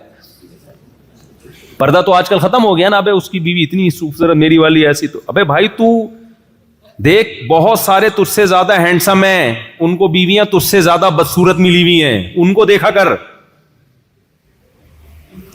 ہمارے ایک جاننے والے کی شادی ہوئی, اتنی ٹینشن میں نا, ہمارے استاد سے آ کے کہنے لگا میری دلہن مجھے بالکل پسند نہیں آ رہی ہے, میں بہت ٹینشن میں ہوں, شکل اچھی نہیں ہے, ڈپریشن میں گیا ہوا. ہمارے استاد نے کہا ایسا کر, تو نے کبھی اپنے آپ کو شیشے میں دیکھا ہے؟ کہہ رہے بہت دفعہ دیکھا, کہہ رہے آج اس نیت سے دیکھ کہ اس ڈیزائن پہ تجھے یہ مل گئی, یہ اللہ کا شکر ہے یا نہیں ہے. اپنا ڈیزائن چیک کر دوبارہ سے. واقعی اس نے شیشے میں دیکھا, کہا کہ میں اب اللہ کا شکر ادا کر رہا ہوں. آج تک اس نیت سے کبھی اس نے اپنے آپ کو دیکھا, اب کمپیئر کر کے دیکھا کہ اس سے تو پھر بھی یعنی میں زیادہ بدصورت ہوں. تو اس ڈیزائن پہ یہ بھی غنیمت ہے اللہ کی. اپنا ڈیزائن دیکھتے نہیں ہو میرے بھائی, فلمی اداکاروں کو دیکھ رہے ہیں تو اس سے نعمت کی ناقدری ہوتی ہے, انسان ٹینشن میں جاتا ہے. تو تقدیر پہ راضی رہو بھائی, جو ہے اللہ کا دیا, میں اللہ کی تقدیر پہ راضی ہوں, کوئی بات نہیں. اللہ نے اس کو زیادہ نواز دیا, زیادہ دے دیا, کوئی بات نہیں. میں نے گھر میں بورنگ کروائی تھی تو چند مزدور آئے, بڑی محنت سے بورنگ کر رہے تھے, اور ٹھیکیدار نا کرسی پہ بیٹھا ہوا چائے پہ چائے پی رہا ہے. بس وہ تو ٹھیکیدار تھا نا, اس نے ان سے کام لینا تھا. تو میں نے اس مزدور سے کہا کہ یار ٹھیکیدار کو کچھ بھی نہیں, وہ کام پیسہ زیادہ ٹھیکیدار کما رہا ہے, کام سارا تم کر رہے ہو ہے بھائی. وہ تو صرف آرڈر پکڑتا ہے, مزدوروں سے رابطہ کرتا ہے, سارا پیسہ لے گا تو ان کو ان کے کمیشن دیا, اور سارا آرام سے بیٹھ کے دودھ پتی پی رہا ہے, پان گٹکا چبا رہا ہے اور پیسے کما رہا ہے. تو میں نے مزدور سے کہا, میں نے کہا محنت تمہاری اتنی, پیسہ یہ کما رہا ہے, تمہیں غصہ نہیں آتا؟ اس مزدور نے کہا نہیں بھائی اللہ کی دین ہے یار, اللہ کسی کو اس طرح دیتا ہے, کسی کو اس طرح دیتا ہے. خوش. میں نے کہا دیکھو 2 منٹ میں اس نے مسئلہ کیا کر دیا. سارے ٹھیکیدار بن جائیں تو بورنگ کراچی میں ہوتا تو میں کہتا تمہارا باپ کرے گا پھر.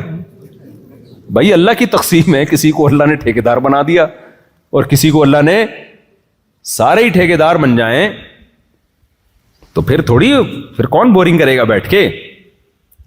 تو یہ اللہ کی دین ہے میرے بھائی. یبسط الرزق لمن یشاء, جس کو چاہتا ہوں رزق کے دروازے کھول دیتا ہوں, ویقبض, جس کے چاہتا ہوں رزق کے دروازے بند کر دیتا ہوں. لیکن تسلی اللہ نے جس کے رزق کے دروازے کم کر دیے اس کو بھی دی ہے. بھائی زیادہ ٹینشن لینے کی ضرورت نہیں ہے. یہ جو اتنا کروڑ پتی بن گیا یہ بھی قبرستان میں جانے والا ہے, ٹھیک ہے نا, تو بھی کہاں جانے والا ہے, اندر جا کے دونوں کیا ہو جاؤ گے برابر. جب قبر کھود کے دیکھی جائے تو رکشے والے کی قبر میں اور 1000 گز کے بنگلے والے کی قبر میں اندر سے کوئی فرق نہیں ہوتا.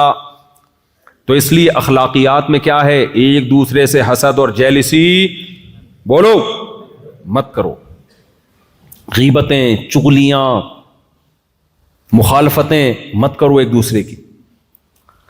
اور اخلاقیات میں یہ تو اخلاقیات. دوسرا کیا ہے, حقوق العباد. تو اللہ کے بندوں کے حقوق میں سب سے پہلے والدین, اس کے بعد بھائی بہن, اولاد, جتنا قریبی رشتہ ہوگا اللہ نے اس کا حق اتنا زیادہ بتایا. یہ چند باتیں ہیں, 2 باتیں کر کے میں اپنے بیان کو ختم کر رہا ہوں. ایک بات یہ کہ اس ملک میں ہمیں فرقہ واریت نظر نہیں آئی, الحمدللہ. برما میں گیا کوئی فرقہ نہیں ہے, افریقہ میں آیا ہوں اب تک کی رپورٹ کے مطابق کوئی فرقہ نہیں ہے. ہوتا پتہ ہے کیا ہے آج کل دھوکہ کیا ہو رہا ہے, کوئی نیا فرقہ بنے گا, اس سے فرق کرنے کے لیے آپ کو بھی کوئی نام دے دیا جائے گا, پھر لوگ کہیں گے دیکھو یہ نیا فرقہ بن رہا ہے, آپ کو پھر کیا کہا جائے گا, فرقہ. جیسے میں نے ابھی ایک بیان کیا کہ علماء دیوبند کوئی فرقہ نہیں ہے. جب سے اسلام آیا نا بر صغیر میں, برما میں, ہندوستان میں, افغانستان میں, ایران میں, شیعہ لوگوں کے علاوہ جو اہل سنت والجماعت کا مسلک آیا تو ہم اسی کو فالو کرتے چلے آ رہے ہیں. بہت سے نئے نئے فرقے ہندوستان میں بنے جن کی ڈیٹ آف برتھ بھی ہمیں معلوم ہے, ان سے فرق کرنے کے لیے لوگوں نے ہمیں دیوبند کا نام دے دیا. تو پھر لوگوں نے کہنا شروع کر دیا دیوبندی ایک فرقہ ہے. بھائی دیوبندی فرقہ نہیں ہے, یہ علماء بر صغیر کے, یہ تو صدیوں سے جو اسلام آیا تھا اسی کو فالو کرتے آ رہے ہیں. ان سے جو ہٹے اور نئے نئے نام دیے وہ نئے نئے فرقے بنے ہیں. سمجھ میں آ رہی ہے کہ نہیں آ رہی ہے بات؟ تو فرقہ واریت سے بچنے کا طریقہ میں آج آپ کو بتاتا ہوں. دیکھو نبی صلی اللہ علیہ وسلم نے, یہ بہت امپورٹنٹ بات ہے, اس کو گچی سے پکڑ لو, کیونکہ جہاں بھی پاکستانی جاتا ہے نا وہاں کچھ نہ کچھ نئے نئے جو اسکالر آ رہے ہیں نا یہ کچھ نہ کچھ گند کرتے ہیں. دیکھو نبی صلی اللہ علیہ وسلم نے فرمایا میری امت 73 فرقوں میں تقسیم ہوگی, ان 73 میں 72 جہنمی، ایک جنتی. وہ ایک جو جنتی ہے اس کے بارے میں نبی نے فرمایا ما انا علیہ و اصحابی، جلدی جلدی سمیٹ رہا ہوں میں، کہ جو میرے اور صحابہ کے طریقے کو فالو کرے گا. اسی وجہ سے علماء نے اس جنتی فرقے کا نام رکھا اہل سنت والجماعت. سنت سے مراد نبی اور جماعت سے مراد صحابہ. جو بھی نبی اور صحابہ کے طریقے سے ہٹ کے قرآن کو ایکسپلین کرے گا وہ کس میں جائے گا؟ جہنم میں. وہ ان 72 میں داخل ہوگا جو جہنمی ہے. یہ جو چاروں امام ہیں نا، امام ابو حنیفہ، امام مالک، امام احمد، امام شافعی رحمہم اللہ تعالی، ان کی اصل بنیاد قرآن، سنت اور صحابہ ہیں. یہ کبھی اجماع صحابہ کے خلاف بولو نہیں جاتے. تبھی چاروں امام 3 طلاقوں کو 3 کہتے ہیں. وجہ کیا ہے؟ کہ صحابہ سارے کے سارے 3 طلاقوں کو اکٹھی 3 طلاقوں کو 3 مانتے تھے. یہ صحابہ کے اجماع کے خلاف نہیں جاتے تھے یہ لوگ. ہاں کچھ مسائل میں ان میں اختلاف ہوا، اس اختلاف کی وجہ سے وہ جہنمی فرقوں میں نہیں آ جاتے. اس کی دلیل بھی حدیث سے ثابت ہے. نبی صلی اللہ علیہ وسلم نے صحابہ کو بھیجا کہ تم میں کوئی عصر کی نماز نہ پڑھے جب تک بنو قریظہ نہ پہنچ جاؤ. جلدی جلدی حدیث بیان کر رہا ہوں. صحابہ گئے، عصر کی نماز قضا ہونے لگی. اب بعض نے کہا بھائی نبی کا مقصد یہ تھوڑی تھا کہ نماز قضا کر دی جائے، تو اس لیے ہم نماز پڑھیں گے. قرآن نے حکم دیا ہے عصر کی نماز کی حفاظت کرو، درمیانی نماز کی حفاظت کرو. بعض نے کہا بھائی نبی کی بات کا مطلب یہ نہیں تھا لہذا ہم نماز پڑھیں گے. بعض نے کہا بھائی مطلب تھا یا نہیں تھا، نبی کا حکم یہ کہ نہیں پڑھنی تو ہم نہیں پڑھیں گے. اب حدیث کی تشریح میں اختلاف ہوا کہ نہیں ہوا؟ دونوں کے پاس دلیل ہے. ایک قرآن سے دلیل لے رہا ہے، ایک حدیث سے دلیل لے رہا ہے. دلیل کس کے پاس ہے؟ دونوں کے پاس. نبی نے دونوں کو ملامت بولو نہیں کی. کوئی یہ کہہ سکتا ہے یہ 2 الگ الگ فرقے تھے، ایک کہتا ہے نماز پڑھنی چاہیے، دوسرا کہتا ہے نماز نہیں پڑھنی چاہیے. بھائی یہ فرقے نہیں تھے، یہ مکتبہ فکر تھے، رائے کا اختلاف تھا قرآن و سنت کو سمجھنے میں. اس اختلاف کی بیس پہ کوئی رائے وجود میں آئے تو اس رائے کو فرقہ نہیں کہا جا سکتا. یہ جو امام ابو حنیفہ، امام مالک، امام شافعی، امام احمد بن حنبل، انہوں نے قرآن و سنت پہ ریسرچ کی ہے تو بہت سارے مسائل میں ان کا اتفاق ہو گیا. اور کچھ مسائل ایسے تھے جن میں ادھر بھی دلیل ادھر بھی دلیل، تو ان مسائل میں ان کا اختلاف ہو گیا اور انہوں نے اسلامی قانون کو مرتب کر لیا. جب اسلامی قانون مرتب ہوا تو پوری دنیا میں انہی کے فالوورز پھیل گئے. پوری دنیا میں، بر صغیر میں، ہندوستان، پاکستان، اسی طرح روس کی ریاستیں، ازبکستان، بخارا، سمرقند، ان علاقوں میں، افغانستان اور برما، یہ پورے علاقوں میں فقہ حنفی آیا. سمجھتے ہو؟ تو یہ سارے کے سارے یہاں اسلام لانے والے ہی حنفی تھے.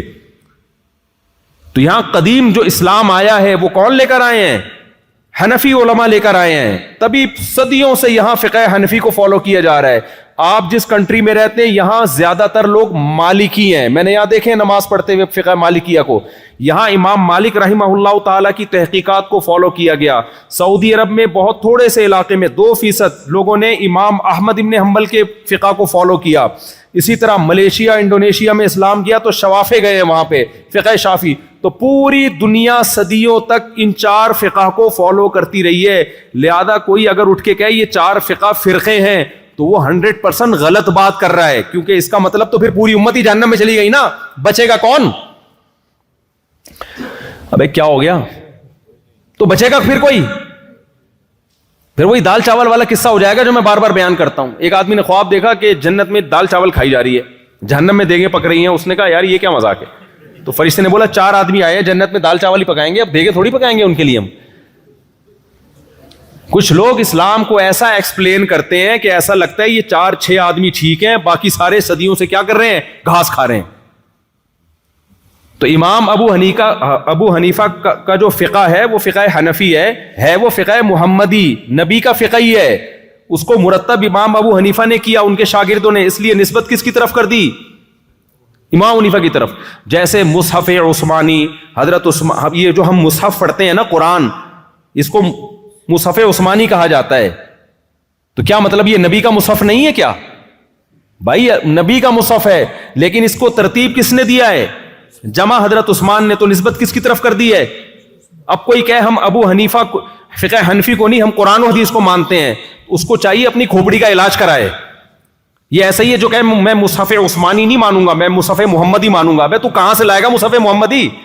نبی کا مصحف مرتب کس نے کیا ہے؟ کوئی کہے میں بخاری کی حدیث نہیں مانوں گا، میں نبی کی حدیث مانوں گا. بھائی امام بخاری نے جو نبی کی باتوں کو جمع کیا، تو جن باتوں کو امام بخاری نے مرتب کیا اس کو بخاری کی حدیث کہا جاتا ہے وہ نبی کی حدیث. تو یہ جو قانون اسلامی مرتب ہوا ہے نا، اس مرتب شدہ قانون کو کیا کہا جاتا ہے؟ جس کو امام مالک نے مرتب کیا اس کو فقہ مالکیہ. تو یہ پوری دنیا میں پھیل گیا، اور جب گیا ہے تو پھر پوری دنیا میں مسلمانوں نے اسی کو فالو کیا ہے. ہر شخص کو اجازت نہیں دی ہے کہ وہ خود قرآن و حدیث میں تحقیق کر کے چیزیں لائے مارکیٹ میں. اگر ہر شخص کو اجازت دے دی جائے کہ خود سے وہ تحقیقات کرتا رہے تو دین چوں چوں کا مربع بن جائے گا، اچار چٹنی بن جائے گا، اور خواہشات کا مجموعہ بن جائے گا، جیسے کہ بن رہا ہے. ہر اسکالر اٹھتا ہے قرآن حدیث کے نام پہ کوئی نیا منجن مارکیٹ میں لا کے بیچنا شروع کر دیتا ہے. تو اس لیے حنفی بھی ٹھیک ہے، مالکی بھی ٹھیک ہے، شافی بھی بولو ٹھیک ہے. ان میں اگر اختلاف ہے تو وہی والا اختلاف ہے جو صحابہ میں بنو قریظہ والا اختلاف ہوا تھا. نبی نے کسی کو بھی جہنمی نہیں کہا، لیکن علماء کہتے ہیں فالو ایک کو کرنا ہے، برحق چاروں کو سمجھنا ہے. جیسے صحابی نے ایک رائے کو فالو کیا تھا نا، دو رائے کو فالو کرنا ممکن نہیں ہوتا. اب ایک صحابی کہہ رہے ہیں میں نہیں بھی پڑھوں گا اور پڑھوں گا بھی عصر کی نماز. بھائی ایک کو فالو کرو گے آپ، یا تو نہیں پڑھو گے یا پڑھو گے، دو کو تھوڑی فالو کیا جا سکتا ہے. لوگ کہتے ہیں جب چاروں برحق ہیں تو چاروں کو فالو، یہ پاسبل نہیں ہے. دوسرا اس میں خواہشات کا دروازہ کھل جائے گا، اس لیے منع کیا جاتا ہے بھائی ایک کو فالو کرو. اب کیا ہوتا ہے، کچھ لوگ ہمیں فون کرتے ہیں کہ کسی لڑکی سے شادی کرنی ہے، اس کے ابا راضی نہیں ہے. میں کہتا ہوں آپ مجھ سے مسئلہ کیوں پوچھ رہے ہو؟ آپ تو اہل حدیث سے پوچھتے ہو مسئلہ. وہ کہتے ہیں بھائی اب لڑکی چاہیے نا، تو اب ہم سے پوچھ رہے ہیں مسئلہ. اہل حدیث تو کہتے ہیں کہ ولی کی اجازت کے بغیر نکاح نہیں ہوتا. کیکڑا کھانا ہو تو شافی بنا ہوا ہے، اور لڑکی کے ابا کی مرضی کے بغیر لڑکی سے شادی کرنی ہے تو حنفی بنا ہوا ہے. حالانکہ امام شافی کے نزدیک باپ کی مرضی کے بغیر آپ کسی لڑکی سے شادی بولو نہیں کر سکتے. نہ امام احمد کے نزدیک کر سکتے ہو، نہ امام مالک. دلائل دونوں کے پاس ہیں، ادھر بھی ہیں ادھر بھی ہیں، تبھی تو اختلاف ہوا ہے. تو اس لیے آپ اگر فرقہ واریت سے بچنا چاہتے ہو تو وہی طریقہ ہے جو صدیوں سے چلا آ رہا ہے. ایک کو فالو کرو مضبوطی کے ساتھ، اور دوسرے پہ طنز مت کرو. ہاں کچھ چیزیں ایسی ہیں جو فقہ حنفی میں یا فقہ شافی میں ہیں نہیں، گھسیڑ دی گئی ہیں، وہ بدعتیں کہلاتی ہیں. ان بدعات میں کسی کو فالو نہیں کرنا، بدعت کا بائیکاٹ کرنا ہے. اب وہ بدعتیں کیا کیا ہیں جو حنفیوں میں بھی ہیں، کچھ شافیوں میں ہیں، کچھ مالکیوں میں ہیں، وہ میں بدعتوں پہ بیان کروں گا تو بہت لمبا بیان ہو جائے گا. تو بدعت میں کسی کی نہیں ماننی ہم نے. اور دوسری بات یہ کہ کچھ لوگ آئیں گے آپ کے پاس، امام حنیفہ نے یہ کہا، امام شافی نے یہ کہا، اس کی کوئی دلیل نہیں. بھائی جب فقہ مرتب ہوا ہے نا تو اس میں یہ نہیں ہوتا کہ ہر امام ابو حنیفہ کا قول لے لیا گیا ہے. فقہ میں پھر علماء مشائخ نے یہ فیصلہ کیا ہے کہ فلاں قول چھوڑ دیا، کسی دوسرے قول پہ فتویٰ دے دیا تو وہ فقہ کا حصہ بن گیا. شافعی فقہ میں امام شافی کا ہر قول شافی فقہ نہیں ہے. لوگ ہم پہ اعتراض کر رہے ہوتے ہیں 2.5 سال تم لوگ کہتے ہو دودھ پلانے کی مدت ہے. امام حنیفہ کہتے ہیں کہ دارالحرب میں سود لینا جائز ہے. بھائی فقہ حنفی میں جائز نہیں ہے. فقہ حنفی میں 2 سال کے بعد دودھ پلانا ناجائز ہے. تو اس میں فقہا خود فیصلہ کر چکے ہیں. بعض دفعہ امام حنیفہ تک حدیث نہیں پہنچی ہوتی. امام حنیفہ کے نزدیک بارش کے وقت نماز استسقاء نہیں ہے. اب کوئی کہہ دیکھو امام حنیفہ کے نزدیک بارش میں استسقاء نہیں ہے اور حدیث میں آتا ہے بارش میں استسقاء کی دعا ہے، تو یہ حنفی مذہب قرآن و سنت کے خلاف ہے. بھائی امام ابو حنیفہ کے اس قول کو حنفیوں نے لیا نہیں ہے، سمجھتے ہو؟ صاحبین کے قول کو لیا ہے، کیونکہ اس میں امکان ہے کہ ہو سکتا ہے امام صاحب تک یہ حدیث نہ پہنچی ہو. تو ہر اشکال کا جواب علماء کے پاس موجود ہے، لیکن کچھ لوگ آئیں گے آپ کو مختلف طریقوں سے توڑنے کی کوشش کریں گے. تو آج جو بھی کم بخت اتحاد کا لیبل لگا کے امت کو جوڑنے کی بات کر رہا ہے نا، وہ اصل میں نیا فرقہ بنا رہا ہوتا ہے، ایک نیا منجن مارکیٹ میں لا رہا ہوتا ہے وہ. تو یہاں مالکی لوگ ہیں، ان کو مت چھیڑو. بولو بھائی امام مالک کا مذہب بھی کیا ہے، تنگ نہیں کرو ان کو چھیڑ چھڑ کے. یہ بھی ٹھیک ہے. میں مسجد نبوی میں بیٹھا تھا، ایک شخص اردو میں تقریر کر رہا ہے، کسی نے پوچھا امام مالک کہتے ہیں ہاتھ چھوڑ کے نماز پڑھو. اس نے اتنا سخت امام مالک کے خلاف تقریر کی ہے، ہم نے نبی کا کلمہ پڑھا، امام مالک کا کلمہ نہیں پڑھا. وہ کمبخت امام مالک نے کس کا کلمہ پڑھا تھا؟ انہوں نے کہا نبی کا کلمہ نہیں پڑھا تھا. اور مجھے حیران ہوا کہ میں کئی سال امام مالک نے اس مسجد میں بیٹھ کے درس دیا ہے. اور کب درس دیا ہے؟ آج سے 1300 سال پہلے بیٹھ کے درس دیا ہے. اور تو ان پہ طرز کر رہا ہے، تو اپنے اسلاف پر ایسے کہہ رہے ہم نے ان کا کلمہ تھوڑی پڑھا ہے.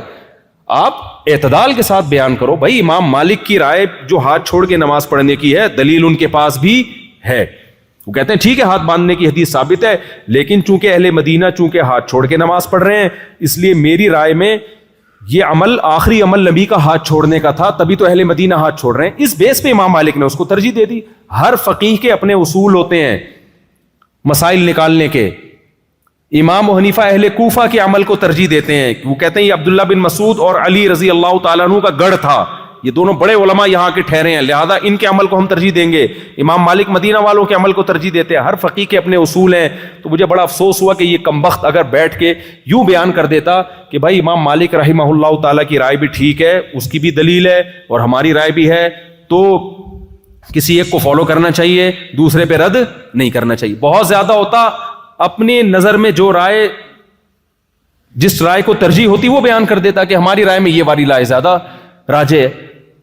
تو یہ آج جو نئے نئے اسکالر آ رہے ہیں نا، یہ طنز کرتے ہیں.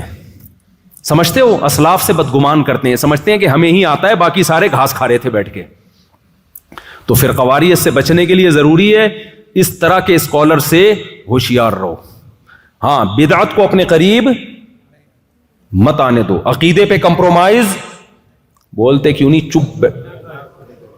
عقیدے پہ کمپرومائز، عقیدے میں کوئی حنفی شافی نہیں ہوتا. عقیدوں کو قرآن و سنت نے بہت واضح بیان کر دیا ہے. اجماعی مسائل میں کوئی حنفی شافی نہیں ہوتا.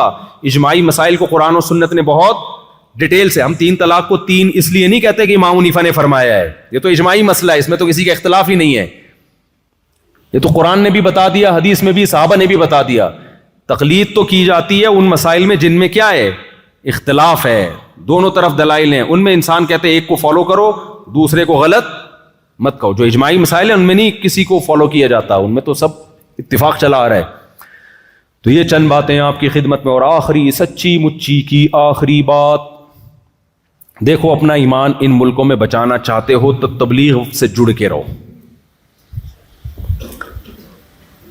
تبلیغ، میں تو یہاں آیا ہوں، افریقہ کے گاؤں میں گیا، دیہاتوں میں گیا، ہر جگہ جماعت کے لوگ پہنچے ہوئے ہیں. اتنے اخلاص سے کون کام کر رہا ہے بھائی آج؟ میں نہیں کہہ رہا دوسرے غلط ہیں، دوسرے بھی کام کر رہے ہیں. ایک دفعہ میں نے کہیں علماء دیوبند کی فضائل بیان کی، علماء دیوبند اتنا کام، کسی نے طنز کیا کہ کیا صرف علماء دیوبند ہی کام؟ میں نے کہا میں نے کب کہا کہ دوسرے کام نہیں کر رہے بھائی. میں تو اگر میں بتاؤں یہ بہت نیک آدمی ہے، بہت، تو یہ تھوڑی کو کہے کہ وہ چور، معاذ استغفر اللہ، یعنی وہ کوئی غلط ہیں، یہ مطلب تھوڑی ہوتا ہے. تو اور بھی لوگ ہیں جو کام کر رہے ہیں. عربوں نے بڑا کام کیا ہے مسجدیں بنانے میں. عرب علماء کا بہت بڑا کردار ہے. عرب عوام کا، سعودی عرب کے پاس پیسہ بہت ہے، جہاں بھی جاتے ہیں دنیا میں بڑی بڑی مسجدیں بناتے ہیں، مکاتب بناتے ہیں. لیکن علماء بنانے کا کام جس طرح سے بر صغیر کے علماء سے اللہ نے لیا ہے، اس طرح میرے معلومات کے مطابق کسی اور سے نہیں لیا. اور گلی گلی، چپے چپے، گاؤں دیہات میں ایسے ایسے لوگوں کو جا کے جو مرتد ہو گئے تھے، بھول چکے تھے کلمہ، ایسے علاقوں میں جانا ممکن نہیں ہے بھائی. کہاں جا جا کے کام کیا ہے. تو آپ کے ملک میں جو جماعت آسانی کے ساتھ اویلیبل ہے، ایزیلی جس سے فائدہ اٹھانا ممکن ہے، وہ کون سی جماعت ہے بھائی؟ تبلیغ. تو وقت لگا لیا کرو، سہ روزہ چلا، اس سے ایمان تھوڑا فریش ہوتا رہے گا. کٹ گئے نا بالکل، تو نبی صلی اللہ علیہ وسلم نے فرمایا شیطان اکیلی بکری کو، بھیڑیا کیا کرتا ہے، اکیلی بکری کو کھا جاتا ہے. جو ریوڑ سے الگ ہوتی ہے نا، زیادہ انجوائے کرنے نکلی ہے ذرا دائیں بائیں، بھیڑیا اسی پہ حملہ کرتا ہے. تو اکیلے مت رہو، اخپل طریقے سے زندگی مت گزارو، یہاں جماعت سے جڑا کرو، تشکیلات کراؤ گاؤں دیہاتوں میں، کیسے یہاں کے مقامی لوگوں میں جا کے محنت ہو رہی ہے. اس سے داعی کو جو سب سے بڑی فضیلت حاصل ہوتی ہے نا، اس کا اپنا ایمان بچ جاتا ہے، مرتد ہونے سے بچا لیتا ہے اللہ اس کو. سب سے بڑی فضیلت یہ ملتی ہے داعی کو. تو اس لیے تبلیغ میں وقت لگایا کرو، تبلیغ والوں کے ساتھ جڑا کرو. اور یہ نہیں کہ صرف تبلیغ والے ہی دین کا کام کر رہے ہیں، باقی کوئی نہیں کر رہا. تبلیغ والے کبھی بھی دین کے دوسرے شعبوں کی نفی نہیں کرتے، اور بہت سے لوگ کر رہے ہیں، لیکن تبلیغ کا کام جاندار بہت ہے، پائیدار بہت ہے. اس لیے میں ترغیب دیتا ہوں. تو اللہ تعالیٰ سے دعا ہے جو کچھ کہا سنا اس میں جو کمی کوتاہی ہوئی اللہ معاف فرمائے، اور جو حق باتیں ہوئیں اللہ ہم سب کو اس پر عمل کرنے کی توفیق عطا فرمائے. اور کوئی بات ہے ذہن میں؟ کوئی سوال کسی نے؟ 2-3 سوال لوں گا، زیادہ نہیں، میں بولے جا رہا ہوں مسلسل. کوئی سوال کسی کی کھوپڑی کہہ رہا ہوں، یعنی کسی کے ذہن میں ہو کوئی سوال؟ ہاں، یہ ویڈیو کا سوال بہت لوگ پوچھتے ہیں کہ ویڈیو بنانا جائز ہے کہ ناجائز ہے. دیکھو، اس بارے میں دارالعلوم کورنگی میں حضرت مفتی تقی عثمانی صاحب کی نگرانی میں کئی مہینے بحثیں ہوئی ہیں ویڈیو سی ڈی کی تصویر کے بارے میں. حضرت مفتی رفیع صاحب رحمہ اللہ تعالیٰ بھی زندہ تھے، مفتی اعظم پاکستان. اور جامع الرشید کے علماء کا تو تصویر کے بارے میں موقف انتہائی سخت تھا. جتنے میرا خیال ہے ہم لوگ تصویر کے خلاف تھے، اتنا شاید کوئی بھی نہیں ہو.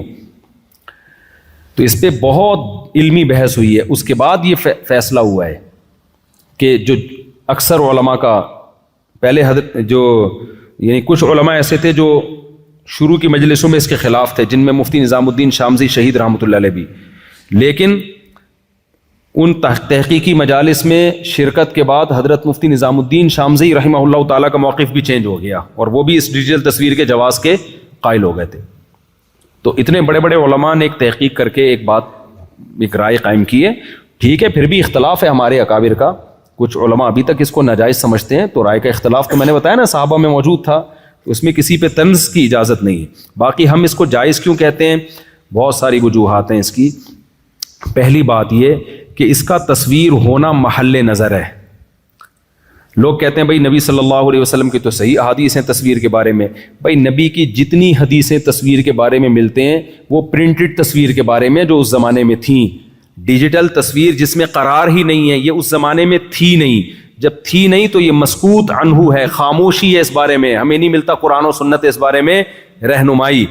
تو جب قرآن و سنت میں رہنمائی نہیں ملتی تو پھر اس میں اجتہاد کرنے کی اجازت ہے. نص کے خلاف اجتہاد جائز نہیں ہے جہاں نص ہی نہ ہو. اس کی آسان مثال میں دیتا ہوں. ہمارے ہاں اہل حدیث حضرات کہتے ہیں عام موزوں پہ مسح کرنا جائز ہے، کوئی شرط نہیں ہے کوئی اتنے موٹے ہوں اتنے پیدل چل سکتے ہو. وہ دلیل کیا دیتے ہیں؟ بھائی حدیث میں آتا ہے جورب پہ نبی نے مسح کیا. جورب کسے کہتے ہیں؟ موزوں کو. ہم اس کا جواب میں کیا کہتے ہیں؟ بھائی جن موزوں پہ آپ مسح کے جواز کے قائل ہو یہ موزے نبی کے دور میں تھے ہی نہیں، استعمال ہی نہیں ہوتے تھے، تو ان موزوں پہ مسح کا تذکرہ کہاں سے آ گیا حدیث میں؟ نبی کے دور میں جو موزے استعمال ہوتے تھے وہ موزے تھے جو جوتوں کا آلٹرنیٹ تھے، جو جوتوں کی جگہ استعمال ہوتے تھے. یہ جوتوں کی جگہ تھوڑی استعمال ہوتے ہیں. تو اس لیے چاروں اماموں نے موزوں پہ مسح کے لیے کچھ نہ کچھ شرطیں لگائی ہیں. ان شرطوں میں تو اختلاف ہے، لیکن کسی نے ایسا بالکل آزادی کسی نے بھی نہیں دی ہے کہ بالکل جیسے چاہو چڑھا لو مسح ہو جائے گا. سب نے کچھ نہ کچھ شرطیں لگائی ہیں. یہ اس لیے لگائی ہیں تاکہ ان موزوں کے قریب قریب ہو جائیں جو نبی کے دور میں استعمال ہوتے تھے. تو اسی طرح ہم یہ کہتے ہیں کہ یہ ڈیجیٹل جو تصویر ہے، جو یعنی یہ تصویر بننے کا عمل کیسا ہوتا ہے آپ اس کو سمجھیں. میں جب یہ ہمیں سائنسدانوں نے بتایا، ہم نے جامع الرشید میں باقاعدہ سائنٹسٹ آئے تھے کہ یہ عمل کیا ہوتا ہے. انہوں نے بتایا کہ جب روشنی، جیسے یہ بندہ میرے سامنے بیٹھا ہے، روشنی ٹکرا کے آئے گی یہاں لگے گی میری آنکھ کے پردے پہ، پھر یہاں سے کیا ہوگا، اس روشنی کی لہروں کو کسی دوسری لہروں میں جب یہ ہمیں سائنسدانوں نے بتایا، ہم نے جامع الرشید میں باقاعدہ سائنٹسٹ آئے تھے کہ یہ عمل کیا ہوتا ہے. انہوں نے بتایا کہ جب روشنی، جیسے یہ بندہ میرے سامنے بیٹھا ہے، روشنی ٹکرا کے آئے گی یہاں لگے گی میری آنکھ کے پردے پہ، پھر یہاں سے کیا ہوگا، اس روشنی کی لہروں کو کسی دوسری لہروں میں ہماری آنکھ چینج کرے گی، پھر یہ عمل ریورس ہوگا. جب ریورس ہوگا تو الٹی تصویر بنتی ہے، دماغ اس کو سیدھا کر کے دکھاتا ہے. تو اب مجھے ایک بات بتاؤ، میں جو آپ کو دیکھ رہا ہوں کیا یہ عمل تصویر سازی کہلائے گا؟ یہ کہلائے گا کہ میں آپ کی تصویر دیکھ رہا ہوں، یہ عین آپ کو دیکھ رہا ہوں، عین آپ کو دیکھ رہا ہوں. تو جب ان ماہرین نے یہ بتایا نا تو مجھے اس وقت شرح صدر ہو گیا کہ بھائی ڈیجیٹل کیمرہ انہوں نے کہا یہی کام کرتا ہے. تو سوال پیدا ہوتا ہے جب ہم انسانی آنکھ جو منظر دیکھ رہی ہے اس منظر کو عین جیسے میں ستار کو دیکھ رہا ہوں تو یہ نہیں کہا جائے گا تصویر دیکھ رہا ہوں، عین ستار کو دیکھ رہا ہوں. تو ڈیجیٹل کیمرے میں بھی بالکل یہی عمل ہوتا ہے. روشنی کی لہریں آتی ہیں، برقی لہروں میں تبدیل ہوتی ہیں، پھر کیمرہ اس عمل کو ریورس کر کے وہی عمل دکھا رہا ہوتا ہے. تو عرف میں اس کو یہی کہا جائے گا عین ستار بھائی دیکھے جا رہے ہیں، عین غفار بھائی کو دیکھا جا رہا ہے. یہ نہیں کہا جائے گا ان کی تصویر دیکھی جا رہی ہے. سمجھ رہے ہیں؟ اور عرف میں ویسے بھی دیکھ لو، کوئی ٹی وی میں آ رہا ہو تو ہم کبھی بھی نہیں کہتے کہ فلاں کی تصویر آئی ہے ٹی وی میں، ہم کہتے ہیں فلاں صاحب آج ٹی وی میں آ رہے ہیں. یوٹیوب پہ آج فلاں شیر آپ یوٹیوب پہ دیکھتے ہو تو کبھی بھی کوئی یہ نہیں کہتا کہ شیر کی تصویر آ رہی ہے. کیا کہا جاتا ہے؟ میں نے یوٹیوب پہ شیر دیکھا ہے. تو عرف میں بھی اس کو تصویر سمجھا نہیں جاتا. عین ممکن ہے کسی کو یہ اشکال ہو کہ بھائی عرف میں اس تصویر کو تصویر ہی کہا جاتا ہے. دیکھو عرف میں اس تصویر کو تصویر سمجھ کے نہیں کہا جاتا ہے. اس کے لیے کوئی آلٹرنیٹ عرف میں لغت کو کوئی نام نہیں مل رہا تھا تو لغت نے دیکھا کہ تصویر جیسی ہے لہذا یہ والا نام اٹھا کے اس پہ کہاں فٹ کر دیا؟ یہاں فٹ کر دیا. تصویر سمجھ کے اس کو تصویر نہیں کہا جا رہا ہے عرف میں. تو اب یہ چیز نبی صلی اللہ علیہ وسلم کے دور میں تھی نہیں، یعنی وہ تصویر جس میں قرار ہی نہیں ہے، وہ ریز اور لہروں پر مشتمل ہے. تو جب نبی کے دور میں تھی نہیں تو پھر اس کو آپ اس تصویر محرم میں داخل کیسے کر سکتے ہو جس پر وعیدیں وارد ہوئی ہیں؟ یہ ایک بات ہو گئی. نمبر 2، نبی صلی اللہ علیہ وسلم نے جس حدیث میں تصویر کو حرام قرار دیا بنانے کو، اسی میں کتا پالنے کو بھی حرام قرار دیا ہے. لیکن آپ کو پتا ہے کتا ضرورت کے لیے پالنا جائز. اس دور میں تصویر کا کوئی مفید استعمال تھا ہی نہیں سوائے شرک کا ذریعہ بننے کے اور مزاحات لخلق اللہ کے، اللہ کی تخلیق کی مشابہت. تو ہم کہتے ہیں کہ نبی کے دور میں اگر یہ والے فائدے ہوتے، جو صرف فائدے نہیں ہیں بلکہ ضرورت ہے، کفر تو منہ کھول کے بیٹھا ہوا ہے، وہ ڈیجیٹل کیمرہ استعمال کر کے اسلام کے خلاف 1 سیکنڈ میں اپنی بات کروڑوں لوگوں تک پہنچا دیتا ہے. تو یہ کیسے ممکن ہے کہ اللہ کافر کا منہ تو کھول دے اور مسلمانوں کے منہ پہ اللہ ٹیپ چڑھا دے کہ تم نے اس کے دفاع میں ایک لفظ نہیں کہنا؟ یہ تو بہت، یہ وہی بات ہوگی جو خلافت عثمانیہ میں ہوئی تھی کہ پریس پہ جو ہے نا کتابیں چھاپنے کی اجازت نہیں تھی کہ بھئی جب ہم مشینوں پہ کتابیں چھاپیں گے تو بے ادبی ہوگی. انگریز نے کیا کیا؟ اس نے مشینیں بنائیں، دنا دن اپنا لٹریچر چھاپ کے دنیا میں پھیلا دیا. اور ہمارا جب اس جواب آتا نا اسلام کے خلاف، وہ کبوتر کے قلم سے ہم لکھ رہے ہوتے تھے بیٹھ کے. تو الغزو الفکری میں، فکری جنگ میں کون جیت گیا؟ انگریز جیت گیا اور بالآخر خلافت عثمانی کا خاتمہ ہو گیا.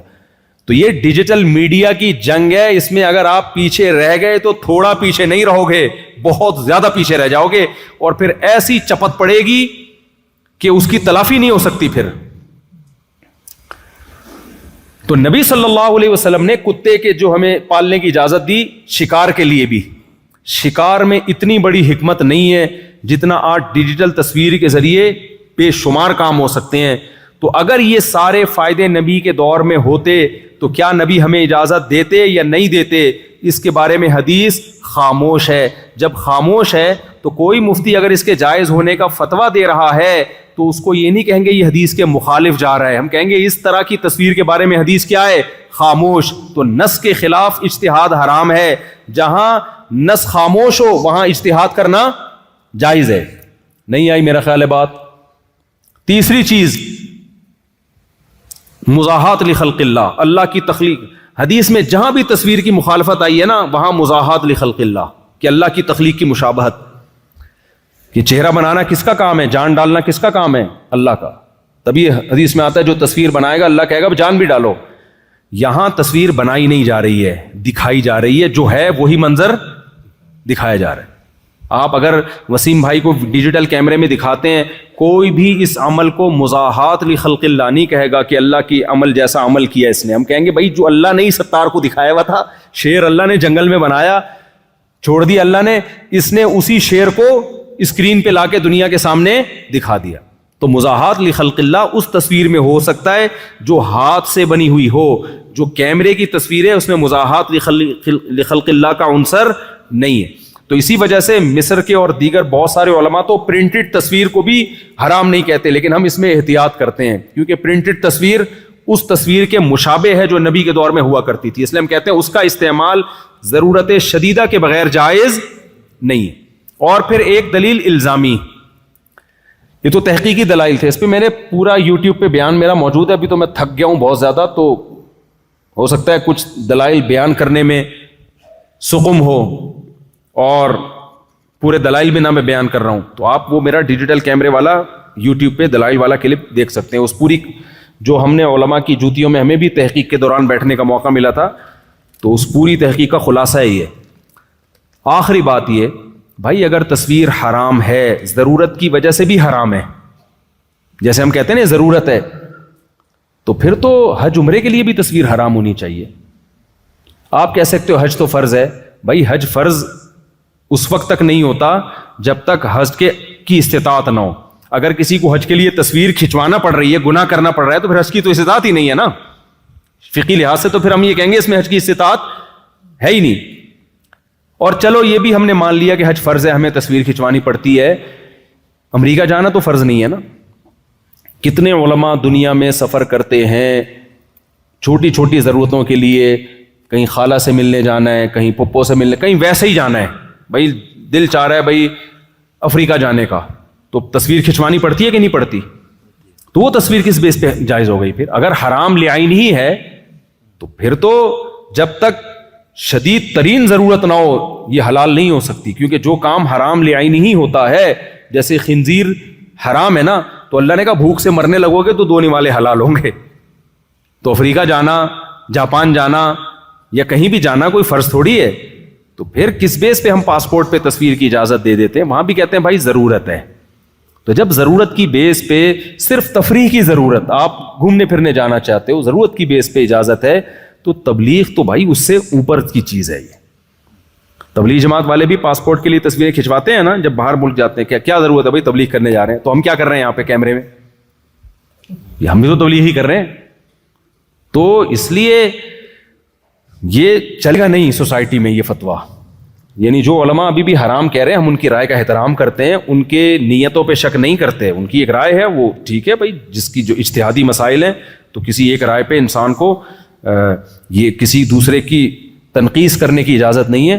لیکن مشاہدہ یہ ہے کہ یہ رائے چلے گی نہیں زیادہ عرصہ, کیونکہ جن علماء نے بہت سختی سے ویڈیو کی مخالفت کی ہے نا, ہم نے دیکھا ہے وہ خود بھی پھر ویڈیو میں آئے ہیں. کیونکہ آپ کس حد تک, یعنی پوری دنیا اس پہ سیٹ ہو گئی ہے, تو آپ کب تک مخالفت, یعنی ایک سیلاب آ رہا ہے اور آپ اس کے آگے ہاتھ روک کے کھڑے ہوئے ہو, تو وہ آپ کو ڈبا کے لے جائے گا. یا تو آپ دنیا میں بہت پیچھے رہ جاؤ گے, یا وہ سیلاب آپ کو لے جائے گا. تو کتنے علماء نے پوری کئی سال اس پہ خرچ کر دیا کہ یہ حرام ہے, حرام. ان کے شاگرد دیکھ رہے ہیں چھپ چھپ کے, ٹک ٹاک بھی دیکھ رہے ہیں, ویڈیوز بھی دیکھ رہے ہیں, جائز چیزیں دیکھ رہے ہیں, لیکن دیکھ رہے ہیں تو وہ چلے گا نہیں. تو اس لیے میری رائے میں کہ جو کام 20 سال کے بعد کرنا ہے وہ ابھی کر لیں, ورنہ 20 سال کے بعد بھی کرنا پڑے گا. میں جب مدرسے میں آیا نا, میں آیا تھا مدرسے میں 1993 میں, تو میں نے دیکھا کہ یار یہ مولانا لوگ انگلش کیوں نہیں سیکھتے, کیونکہ میں کالج سے آیا تھا نا, مجھے پتا تھا فیوچر کی زبان انگلش ہے. اب آپ لوگ یہاں سب انگلش جانتے ہو, فیوچر کی زبان کیا ہے؟ انگلش. میں جب آیا تو مدرسے میں فارسی پڑھا رہے تھے ہمیں, پروت, پروردند, پروردی, پروردید, پروردم, پروردیم, ابھی تک مجھے یاد ہے. میں کہتا تھا یار یہ فارسی کا کیا کام ہے یہاں پہ یار, فارسی تو صرف ایران کی زبان ہے, اور ٹھیک ہے کچھ دینی کتابیں بھی ہوں گی, یا تو ہماری زبان عربی ہے, اردو تو ہمیں ویسے ہی آتی ہے, ٹھیک ہے اسلام کی بہت بڑی زبان اردو بھی ہے, تو لیکن وہ تو ہماری مدر لینگویج ہے, تو ہمیں یا تو عربی سکھائی جائے, عربی بھی سکھا رہے تھے, لیکن آلٹرنیٹ زبان فارسی کے بجائے انگلش کیوں نہیں سکھا رہے؟ اب میری بحث ہوتی تھی, کہتے نہیں انگلش انگریزوں کی زبان ہے, انگلش فلانے کی زبان ہے, انگلش کافروں کی زبان ہے, انگلش ڈمکانوں کی زبان ہے. میں کہتا تھا بھائی آپ مانو نہ مانو, کچھ وقت کے بعد نہ چاہتے ہوئے بھی آپ لوگوں کو انگلش سیکھنا پڑے گی. وہی ہوا نا, آج جامع الرشید جتنی انگلش سکھا رہے ہیں نا, شاید کوئی ادارہ نہ سکھا رہا ہو, حالانکہ سب سے زیادہ مخالف ہم لوگ تھے انگلش کے. کوئی انگلش ٹش پش کرتا بھی تھا نا تو غصہ ہوتا تھا, یہ ہو گیا ہے, یہ انگریز بن گیا ہے. اب ہمارے یہاں سب سے زیادہ انگلش. کیوں بھائی؟ اب دنیا میں ٹریول کر کے دیکھا بھائی, انگلش کے بغیر. جاپانیوں نے انگلش سے بغاوت کی نا, نہیں جی ہم اپنی زبان اپنی انگلش. جاپانی جب جاپان سے باہر نکلتا ہے تو گونگا بہرا ہو جاتا ہے وہ. یار یہ وہ بھی سیکھ رہے ہیں جیپنیز. جرمن کو بڑا فخر تھا کہ جی ہماری زبان ٹھیک ہے, اپنی زبان کی حفاظت کرنی چاہیے. ہم لوگوں نے تو گڑبڑ یہ کی ہے, اردو چھوڑ دی ہم نے. یعنی یا تو انگلش نہیں سیکھ رہے تھے, اب سیکھنا ہے تو اردو چھوڑنا شروع کر دی. بھائی اپنی زبان تو حفاظت کرو, وہ مت چھوڑو. اگر اپنی زبان چھوڑ دی تمہارے کلچر کی ایسی کی تیسی ہو جائے گی, تو وہ تو بچا کے رکھنی ہے, ساتھ میں انگلش بھی سیکھنی ہے. تو مجھے تو فارسی پہ اعتراض ہو رہا تھا, بھائی اگر سکھانی بھی ہے تو انگلش کے بعد سکھاؤ. تو وہ اب کیا ہے, تو میں جو حضرات ویڈیو کے خلاف ہیں وہ بھی ہمارے لیے قابل احترام ہیں, ان کی رائے کا ہم احترام کرتے ہیں, ان کا تقویٰ بھی ہم سے زیادہ ہی ہوگا یقیناً. لیکن یہ فتویٰ سوسائٹی میں چلنے والا نہیں ہے. آپ آج جتنی مخالفت کر رہے ہو, کل آپ کی اولادیں ہی اس کے اگینسٹ جائیں گی, وہ نہیں چلیں گی. سمجھتے ہو گے نہیں سمجھتے؟ بس آخری مثال دے دوں, میں نے جب دوسری شادی کی باتیں بہت زیادہ شروع کر دی نا شروع میں, تو میری بہت مخالفت ہوتی ہے. دوسری بہت سے علماء نے میرے بعض علماء, بہت سے تو نہیں کہیں گے, کہ نہیں, لیکن یہ فطرت سے بغاوت تھی. بہت زیادہ کہتے تھے نہیں. مجھے پتا تھا بہت سے مردوں کو دوسری کی ضرورت پڑتی ہے, وہ نہیں کریں گے تو زنا کریں گے. وہ نتیجہ کیا نکلا؟ بعض جن علماء نے بہت شدید مخالفت کی نا, ان کے بیٹوں نے 2 شادیاں کی ہیں, اور انہوں نے ہتھیار ڈال دیے انہوں نے. کیوں؟ آپ نیچر کے خلاف بولو نہیں جا سکتے. یا تو شادی ہوگی یا زنا ہوگا, کیونکہ بہت سے لوگوں کو شدید ضرورت پڑ سکتی ہے. بعض ایسے بھی تھے کہ انہوں نے اتنی مخالفت کی, لیکن جب ان کی بیٹیوں کو طلاق ہوئی تو ایک والا کوئی ڈھنگ کا مل نہیں رہا تھا, مجبوراً انہوں نے دوسری پہ دی اپنی بیٹی. سمجھ رہے ہو کہ نہیں سمجھ رہے؟ مجبوراً دی. اب کیسے اپنی بیٹی کو کون بٹھائے گا یار بغیر رشتے کے گھر میں؟ تو میں نے کہا دیکھو آ گیا نا سمجھ میں. میں نے کوئی خدا نخواستہ طنز نہیں کر رہا کسی کے اوپر, لیکن بھائی کچھ چیزیں ایسی ہوتی ہیں جو کہنے کی حد تک بڑی اچھی لگ رہی ہوتی ہیں, لیکن سوسائٹی میں وہ چلنے والی نہیں ہوتی. جس سوسائٹی میں 2 شادیوں کا رواج نہیں ہوتا وہاں زنا پھیلتا ہے. اس کے بچانے کے لیے 2 شادیاں یا تو کرے گا یا زنا کی طرف جائے گا. انگریزوں نے کر کے دیکھ لیا نا, 1 شادی والا سیٹ اپ تباہ ہو گیا نا ان کا. پادریوں نے کہا نہیں ایکچولی ایک ہونی چاہیے اور ہونی بھی وغیرہ وغیرہ کر کے, تو پادری ہی سب سے زیادہ بیچارے ملوث ہوئے ان چیزوں میں. تو اس لیے فطرت سے جو بھی لڑے گا. بعض مشائخ ایسے تھے, بزرگ تھے, وہ 2 شادیوں کے بہت خلاف تھے, لیکن خود ان کو ضرورت پیش آ گئی. اب وہ کریں تو پکڑیں, وہ ان کے اپنے مریدوں کو روکا انہوں نے, کہ تمہیں دوسری کی اجازت نہیں ہے. میرے پاس مرید آیا, میں نے کہا بھائی شیخ سے کون پوچھ کے دوسری شادی کرتا ہے؟ شیخ کا کام اصلاح ہے,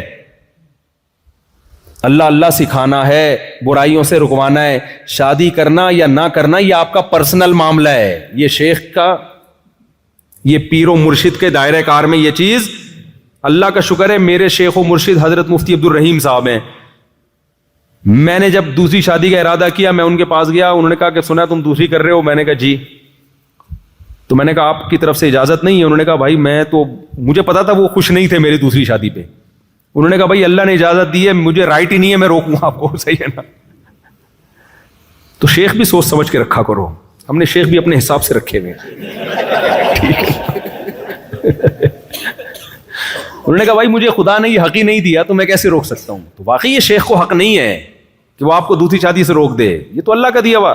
ہاں مشورہ کوئی بھی دے سکتا ہے کہ ابے تو کرے گا تو پھنسے گا مرے گا, وہ مشورے تو کوئی بھی کسی کو دے سکتا ہے. وہ تو میں بھی بعض دفعہ دے رہا ہوتا ہوں. بعض لوگ آتے ہیں اتنے باریک نا, کہتے ہیں ہم 4 شادیاں کریں گے. میں نے کہا بھائی تمہارے پاس بیلنس ہی نہیں ہے, تم کیسے کرو گے شادی؟ تو مشورہ تو کسی کو بھی دیا جا سکتا ہے, ٹھیک ہے نا, تمہارا بیلنس ہی نہیں ہے. میں نے کہا اس صحت پہ تو ایک ہو جائے بڑی بات ہے یار, تو پہلے بیلنس تو لاؤ. تو وہ شیخ بھی دے سکتا ہے. تو بعض لوگوں نے کیا, لیکن پھر خود ضرورت پیش آئی ان کو ڈر تھا کہ ہم نہیں کریں گے تو برائی ہے, پھر خود کی. پھر مریدوں نے کہا لو بھائی ہم جب کر رہے تھے ہمیں منع کر دیا, اتنا اچھا رشتہ ہمارے ہاتھ سے نکل گیا. اس وقت شیخ صاحب نے اتنے فضائل کہ 2 بیویوں میں عدل نہیں ہو سکتا, جہنم میں جاؤ گے, یہ ہوگا, حلال ہی تو ہے, کوئی فرض تھوڑی ہے. اور اب شیخ صاحب خود کرنے ایسے ہیں. تو بھائی فطرت سے مت لڑو, شریعت سے آگے نکلنے کی کوشش بولو مت کرو. تو جو شریعت ہے نا اس کی باؤنڈری اللہ نے کھینچی ہے, اسی کے اندر رہو. اور ہوائی باتیں مت کرو. جیسے لوگ مجھ سے کہتے ہیں کہ 4 بیویاں ہیں تو اس نے جو ہے نا کہاں محبت, وہ یعنی بہت سکون اور یہ نہیں ہوتا. تو میں کہتا ہوں کس نے کہا ہوتا ہے بھائی. کچھ لوگ آ کے نا میرے سامنے شو مار رہے ہوتے ہیں, میری 2 ہیں بہت محبت سے رہتی. میں نے کہا ہمارے تو نہیں رہتی بھائی, ہم تو الگ الگ رکھتے ہیں بھائی. اتنے فنٹر گیری کی ضرورت کیا ہے بھائی؟ ٹینشنیں بھی ہوتی ہیں, جھگڑے بھی ہوتے ہیں, خوشیاں بھی ہوتی ہیں, سارے کام نارمل. مولوی بھی مولوی سے سوسائٹی کا ایک حصہ ہے, کوئی الگ سے کوئی مخلوق نہیں ہے. تو جو زیادہ شو بازیاں مار رہا ہے, میں تو اللہ کا شکر ہے ان چیزوں میں شو مارتا ہی نہیں ہوں. میں کہتا ہوں بھائی ہمارے تو بڈے بھی ہوتے ہیں, خوشیاں بھی ہوتی ہیں, راتیں بھی ہوتی ہیں, جھگڑے بھی ہوتے ہیں, ابے تبے بھی ہوتی ہے, سالے بھی ہیں, جو ہے سب کچھ ہوتا ہے بھائی. نیچرل لائف تو ایسے ہی ہوتی ہے. تو بس دوسری کرو گے تو جھگڑے بھی ہوں گے, پڈے بھی ہوں گے, لڑائی بھی ہوگی, سلو بھی ہوگی, سب کچھ ہوگا. تو ہم کوئی سرخاب سنہری باغ نہیں دکھاتے کہ 2 کرو گے تو ایک پاؤں دبائے گی تو دوسری سر دبائے گی, تیسری کرو گے تو وہ روٹی پکائے گی, اتنے میں 2 ایک پاؤں دباری ہوگی, ایک سر یعنی پاؤں دباری ہوگی, ایک سر دباری ہوگی, اور ایک آپ کے لیے روٹی پکا رہی ہوگی, اور چوتھی جھاڑو لگا رہی ہوگی. ایسا نہیں ہوتا میرے بھائی. جب 2 کرو گے, ایک پاؤں سے پکڑی ہوئی ہوگی, دوسری سر پہ چترول لگائی ہوئی. سمجھ رہے ہو؟ پھر بھی کرو, پھر بھی کیا ہے کرو. کیوں بھائی؟ اللہ رسول نے ترغیب دی ہے, اور اس زمانے میں سوسائٹی کی نیڈ ہے. جو کام ضروری ہوتے ہیں ان کے نتیجوں کو نہیں دیکھا جاتا, ان کے سائیڈ افیکٹ کو دیکھو. ڈاکٹر کہتا ہے نا کہ اس کا آپریشن کرنا ہی کرنا ہے. جو کینسر کے پیشنٹ ہوتے ہیں, کیمو تھراپی ہوتی ہے کہ نہیں ہوتی؟ اب کیمو تھراپی میں آپ نے کہا وہ تو کیمو تھراپی کروائی تھی, گنجا ہو گیا تھا, وہ کیا ہو گیا تھا؟ گنجا ہو گیا تھا, ہڈیوں کا ڈھانچہ بن گیا تھا.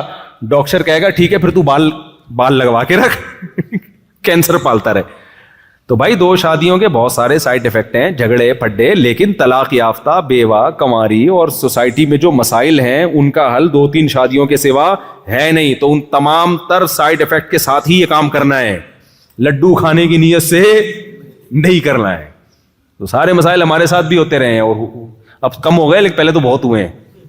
تو لوگ مجھے آ کے کہتے تھے کیسا رہا تجربہ, دیکھا؟ تو میں نے کہا ہم تو پہلے ہی کہتے تھے سب کچھ ہوگا بھائی, تو ہو رہا ہے تو پھر بھی ضرورت ہے.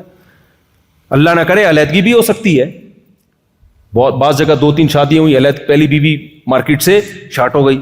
کہتے ہیں یہ ہوتا ہے. تو بھائی اب ہو رہا ہے تو کیا کریں, تو کرنا ہے, جائے آئے, یہ تو زندگی کا حصہ ہے. آپ اپنے حقوق پورے ادا کرو, آپ کی طرف سے زیادتی نہ ہو. پھر کوئی مارکیٹ سے شارٹ بھی ہو سکتی ہے, مارکیٹ میں ریپلیس بھی ہو سکتی ہے. کیا خیال ہے؟ آپ اگر غلط ہو تو پھر غلط ہے. ایسے زیادہ تر لوگ 2 شادیوں والے غلط ہی ہیں, معذرت کے ساتھ. میں نے دیکھا ہے اکثر جو جنہوں نے 2 کی ہیں اچھی نیت سے نہیں کی, عدل کی نیت سے نہیں کی. یہ رپورٹیں میرے پاس ہیں. اس کے باوجود میں 2 شادیوں کی ترغیب دیتا ہوں. وجہ اس کی یہ کہ بھائی غلط لوگوں کے کرنے سے کسی کام کی اہمیت ختم تھوڑی ہو جاتی ہے بھائی. اگر غلط لوگ تبلیغ میں نکل جائے تو کیا صحیح لوگوں کو تبلیغ میں نکلنے سے روکو گے؟ بھائی غلط لوگ مولوی بن جائیں تو صحیح لوگوں کو مولوی بننے سے روکو گے؟ تو غلط لوگ 4 شادیاں کرنا شروع کر دیں تو صحیح لوگوں کو 4 شادیوں سے تھوڑی روکا جائے گا. تو جائیں یہ غلط لوگ ہی زیادہ تر جنہوں نے اب تک کی ہیں, رپورٹیں صحیح نہیں آ رہی ہیں ان کی. دوسری کر کے پہلی کو لٹکا دیتے ہیں یا دوسری کو لٹکا کے پہلی کی طرف مائل ہو جاتے ہیں. تو اوٹ پٹانگ قسم کے کیسز زیادہ آ رہے ہیں. وجہ اس کی کہ مکھنچو قسم کے لوگ کر رہے ہیں, سمجھدار لوگ کر نہیں رہے ہیں. تو سمجھدار کریں گے تو معاملہ سیٹ ہوگا. تو ہم ترغیب دیتے رہیں گے. تو اس سے یہ نہیں ہوتا ہمارے پاس کمپلین لوگ کہتے ہیں دیکھو یہ ہوتا ہے, یہ تو کیسا حال کر دیا, اس لیے نہیں کرنی چاہیے. میں کرنی کیوں نہیں چاہیے, کرنی تو چاہیے. تو کیونکہ نہیں کرو گے تو زنا پھیلے گا معاشرے میں, وہ زیادہ برا ہے. بیوہ طلاق یافتہ عورتیں کہاں جائیں گی, ان کا تو بیڑا غرق ہو جائے گا. ہو رہا ہے سوسائٹی میں ان کا بیڑا غرق. تو اس لیے کرنا تو ہے ہی بھائی. سب مسلمانوں نے یہ کام کیا کرنا ہے, چلا لگاؤ, اس کے بعد پہلی فرصت میں اللہ تعالیٰ سمجھنے کے عمل کی توفیق عطا فرمائے. الحمدللہ رب العالمین والعاقبۃ للمتقین والصلاۃ والسلام علی رسول الکریم وعلی آلہ وصحبہ اجمعین. اللهم انا نسألك من خير ما سألك منه نبيك محمد صلى الله عليه وسلم ونعوذ بك من شر ما استعاذك منه نبيك محمد صلى الله عليه وسلم. انت المستعان وعليك البلاغ ولا حول ولا قوة الا بالله. صلی اللہ تعالیٰ علی خیر خلقہ محمد وعلی آلہ وصحبہ اجمعین. آپ لوگ اپنی جگہ پہ بیٹھے رہیں, مسافے کے لیے کوئی آگے نہ بڑھے, بہت زیادہ رش ہے.